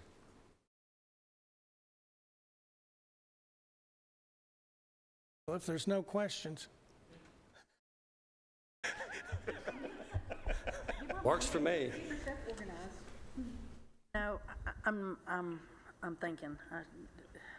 So, and these are simple questions. I get it, and y'all have worked with us, so we have that. But just mainly to kind of put it out there, you showed us your list of people that's working on our cases or with our group and everything. And I have to say, the other company kind of roughly told us how many employees they had. So just kind of, I know y'all are a little bit smaller company and how long you've been around. How many people, I think there's 4 or 5 on our case, but how many employees, rough guesstimate, does your company have? We have 32. Which is really by design. We're not looking to be the biggest in town, but we are looking to do a great job. We also do have some backups for the account as well. So in case someone's out, we have Angela Grimes, who's been with us for 15 years. 15 years. So everybody that's currently on this account. Jim, if you'll speak in. Everybody who is currently on this account is people that we will leave and stay on this account, and I think you'll notice that the experience level for that staff is significant. I have another question. You were talking about your computer system and everything, and it's very important. How easy is it for this computer system that y'all have, or helps y'all, how easy is it for it to talk to Rutherford County? Because the biggest thing that a TPA would do, or I feel that they do, is making sure that our bills are checked and rechecked, and maybe not just a bill for a certain thing, but Rutherford County's bill with you. How easy does your computer system work with ours for our finance people to check it off and say, end of the month, here we are, we're balanced, move on to the next one? Because I know finance is writing checks for claims that y'all are overseeing and adjusting and everything. So how easy are y'all talking to finance through the computers and getting the financial things written out or balanced up? Well, actually, we write the checks. Okay. Finance makes a deposit. Okay. But what we do is at the end of every month, we send finance a monthly check register and a bank reconciliation report that reconciles all of it to the penny. And that's provided every month. And we do that for every client. We have to. Another thing we can do is all those reports, we've recently set up some automation. All those reports can auto-run at whatever time they are wanting. That is actually a new feature and a new calendaring feature, so we've added several. The other thing is our bill review and things like that. To keep things from slipping through the cracks, we are integrated with bill review providers and pharmacy providers. So it downloads the records for each payment made. It actually has a record file that shows the bill, the reductions made on the bills. It shows the pharmacy costs, the reductions, and it brings all that together so that all of that information is always maintained in the file. So there's a trail and a trackable way to look at everything that goes on. Okay. All right. Thank you. Any more questions? Yes, Ms. Miller? I looked through your booklet, and I don't think I saw it, and I'm not sure I heard it, so I'm going to ask the question. Do you have an on-staff attorney that works? Yes, he's in Franklin. Franklin, okay. Works with the carriers and stuff on claims? He's 100% municipal entity. Yeah, his name's Tim Arnold. Yep. Any additional questions? Okay, thank you very much. Thank you. Thank you. We appreciate your time. Thanks for your time.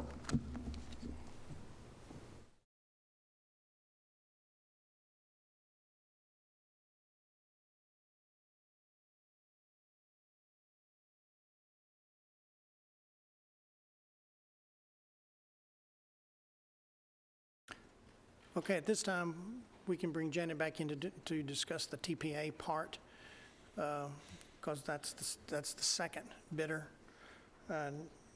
Most of it she discussed earlier, so it's just additional questions you'd have about the TPA part. This will be the last one.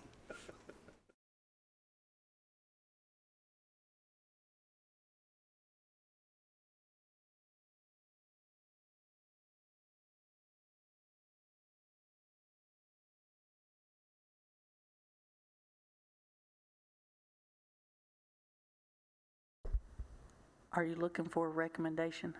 Yes, I'll be looking for a recommendation to go to the Purchase Committee about a broker and a TPA. Okay. Not right at the moment.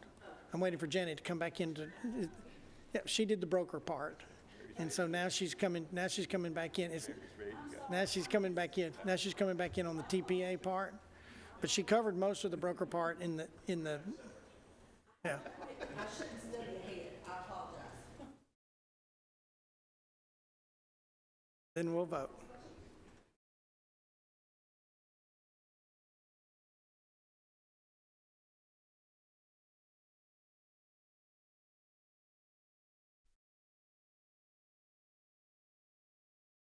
Okay, Janet, welcome back. So now we're ready for the TPA part. Anything that you didn't cover before and additional questions? I don't have anything that I need to cover unless somebody has questions. Okay. I'll be glad. I know y'all have been here a long time. Anybody have any additional questions on the TPA?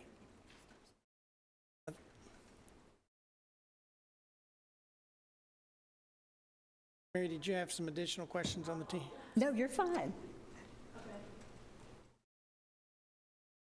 She's just up for Questions, questions now. There was one that you said you wanted to wait until she did the TPA part. Okay. We'll go off of the last question I asked the other gentleman before. Your computer system, and I know y'all were with us before. Right. But a lot of folks out here and in TV land may not remember that. So how does your computer system talk to finance's computer system on getting checks wrote or your checks and balances of what you have paid out for claims that y'all have overseen in Rutherford County OKs and everything? Does your system talk to our system? And is there ever any well, there always can be a problem, but have you had problems you know of in the past? Okay, yeah. Let me add on to that. Specifically, if you could speak to the month-end reconciliation process, you know, because you'll be cutting, as a TPA, you'd be cutting of all our month-end checks. Sure. If you could talk about how that process would work with y'all, Be glad especially with to. me being new here, only dealing with Collins and Company here. If you could speak to that month-end reconciliation process and how that would work with y'all. Okay, sure. So in the past, and this would be the same going forward too, we would send a preliminary run to Mr. Tucker or whoever, at the time, Ms. Nolan, and we would send a preliminary run, and that can be scheduled each day so that you know what checks are going out. Same thing with funding. We can set the, you know, what type of funding, how you want that. If you wanted us to, I know back in the day, years and years ago, we did where Rutherford County only wanted checks being printed on a certain day of the week, so we did that. So as far as banking setup, I know the previous time it was a local bank. We have our whole accounting and treasury department would actually monitor all the funds that are going out, along with the special handling instructions, would tell the adjusters and the team exactly, you know, what checks needed to be cut in that regard and how it would be paid out. But as far as the reconciliation, that's something our accounting department would do with Rutherford County's finance and accounting. So we could send that to you daily. That's typically what our clients ask for, is daily. We can send it weekly, monthly, and we've done that with Mr. Tucker. Mr. Tucker was on board when we had it, the account before. As far as our system, Mary, I'm sorry, remind me what your question. Okay. Okay. Yes, that works. That works. I just Yes. Mark's job should just be able to look at it and say, okay, check balance, thank you Yes, very much, yes. instead of having to do that job again. Right, yeah, we have never run into that with any client, as far as, I know, and that's just kind of an ancillary piece of what we do. Everything in our system, too, I probably should have said this, everything in our system is real time. So if an adjuster enters in a note into the system and you all have access to it, you can pull that up and know exactly what's happened on that claim in real time. It's not a overnight download or a delay or anything of that nature. And the same thing if they're paying a medical bill on behalf of the county, then that information is going to go in there and you can actually see the medical bill, you can see the attachments, you can see anything and everything. Again, it's very transparent. I've worked for the large brokerage firms here in Nashville for Willis. I've worked for Gallagher Bassett, for Arthur J. Gallagher Company, which they're two of the top 3 and 4 in the world. And I can tell you right now, our system, and I'm not just saying this, is very user-friendly, and it's just a phenomenal system. It really is. Okay, last quick question I'm thinking. When you did your broker of record service presentation, some of those names over here, so which are some that I've definitely recognized because I have to deal with these just from the highway department, turning in and turning around time.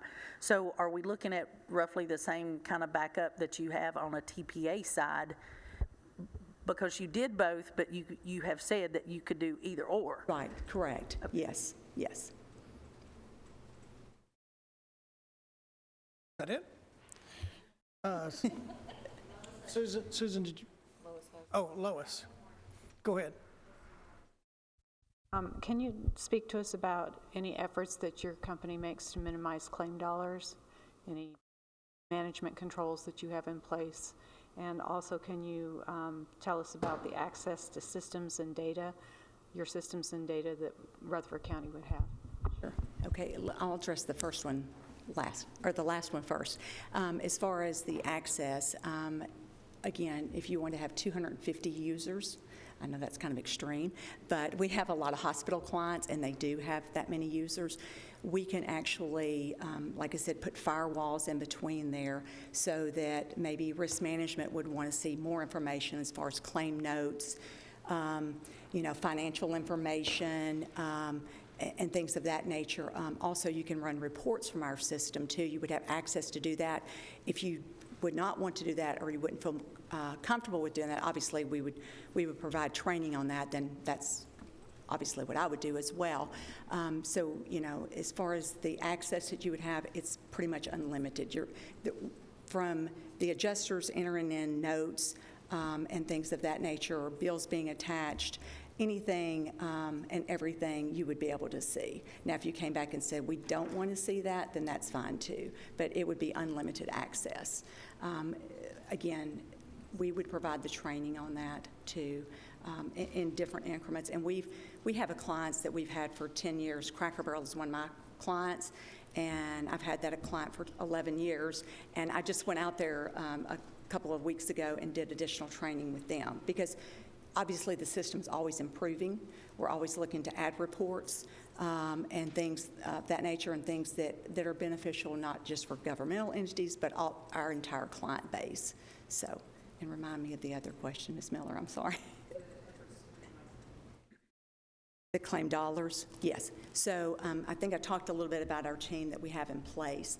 The first thing, in my opinion, from a TPA standpoint, is when you've got adjusters that are switching and you're moving those claim caseloads from one adjuster to the other because maybe an adjuster's leaving the company or whatever the case may be, that's costing the county or any client money, because that new adjuster that's going to be picking up to look at that claim has got to get familiar with the demographics of that claim, what's happened on that claim. So there's going to be a little bit of downtime, a couple of weeks to get them familiar with the notes that are in there, what's happened with the claim, if the claim's not settled, obviously.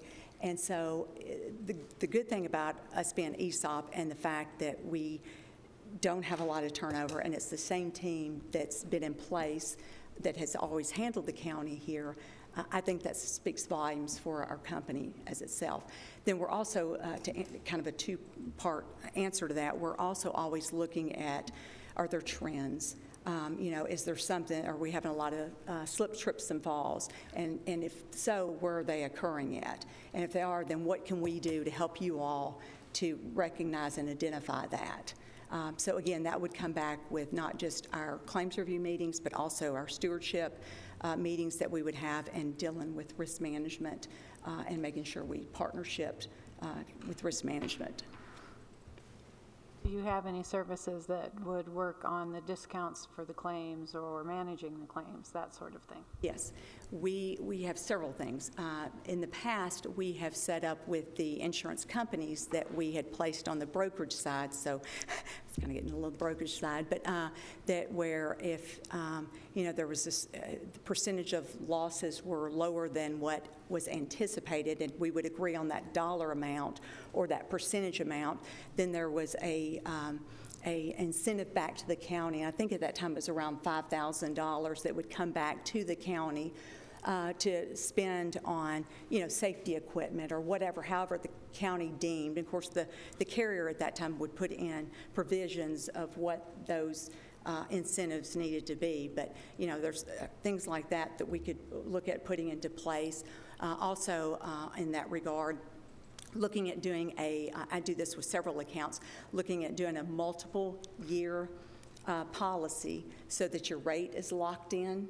So like for, let's say on the property casualty side, if your rate's locked in, then that carrier, the premium could potentially go up because of exposure, but the premium would not be going up from a rate standpoint. So that's something that would be beneficial, and we have done that in the past as well. And then on a performance guarantee, we have this with several of our clients. They'll come to us and say, hey, we want to make sure that what you said you were going to do, that you're going to do. So here's our criteria, and here's our list of things we ask you to do, and we're going to have our team audit you every quarter, and as long as you meet this criteria, then you get X percent of bonus.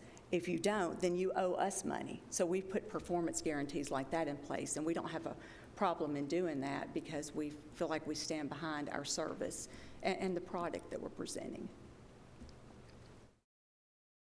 Okay, any further questions? Susan. I have two quick questions, please. The first one is, do you have any expertise in your staff that handles cyber liability claims? Or are those typically handled by the carrier? They're typically, because of the nature of it, are handled by the carrier. Okay. Yes. And my second question, is there an extra charge for your subrogation efforts? No, there's not an extra charge, but in our contract, we would get 20% of the recovery. Okay. All right. Thank you. Any questions? Okay, thank you. Thank you so much.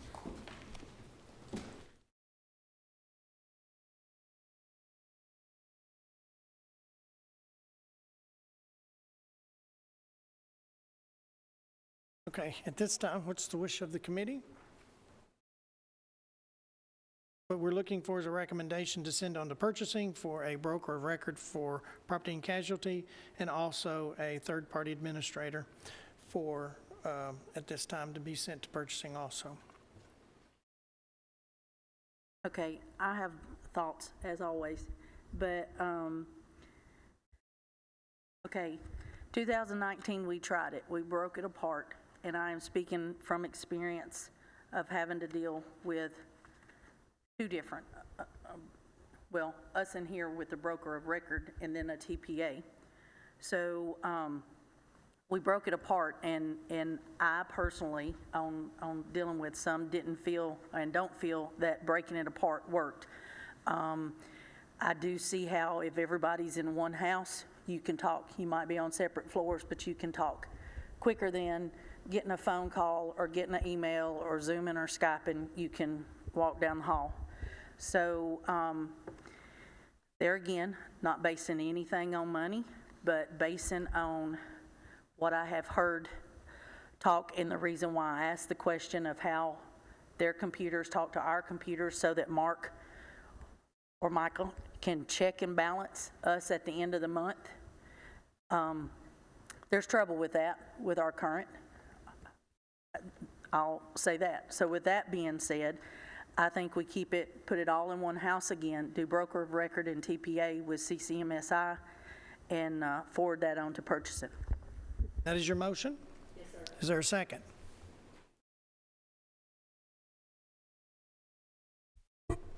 Okay. We have a second. Any further discussion?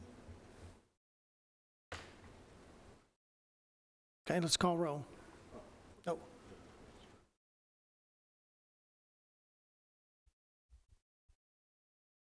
Do I have it on? Yeah, okay. So just a quick comment. I'll agree with everything Mary just said. I think additionally, they have the same team in place that they had before. We have familiarity with that team. When we put in the OJAI program, they embraced it, and they have an expertise with that particular type of approach to workers' injuries. They always had timely reporting, and given the fact that they give access to their systems to our people, we can go in and pull any kind of data we want. And they've always given timely information to the finance department in addition. So that was the reason for my second. Thank you. One point of I'm sorry, go ahead. One point of clarification. The TPA and the broker record were not separated in the RFP. They were put together. It's just that it required a broker to find a TPA to work with in order to put them together. So they are basically together. They work together, and that's how the RFP was done last time. Okay, just for a little more information as to why CCMSI. Like Ms. Lois said, they've been there, they've been together. The same team, the same names are the same names I worked with 4 years ago when we had a claim at the office on the property casualty side. So, but, and they're a little, I understand on keeping a company small, I get it. But even Rutherford County at 7,000 lives or 1,300 lives, we're a big local government entity, BOE and us together. So I'm not dissing on having 33 people. They're probably wonderful, and they, but we're a bigger local government. So I think that the expertise and having a larger, that you can spread out the knowledge through, that possibly a few of them won't have, they've got a little bit bigger pool to pull from. Any further discussion?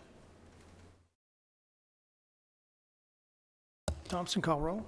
Our recommendation is to send on to CCMSI as the broker of record and TPA. Dr. Andrea Anthony. Commissioner Carl Boyd. Yes. Shay Crowell. Yes. Holly Deering. Yes. Mary Hickerson. Yes. Lois Miller. Commissioner Alan McAdoo. Yes. Commissioner Jeff Phillips. I'm not going to disagree with Mary or Lois ever again, so yes. Brian Runyon. Yes. Steve Spence. Yes.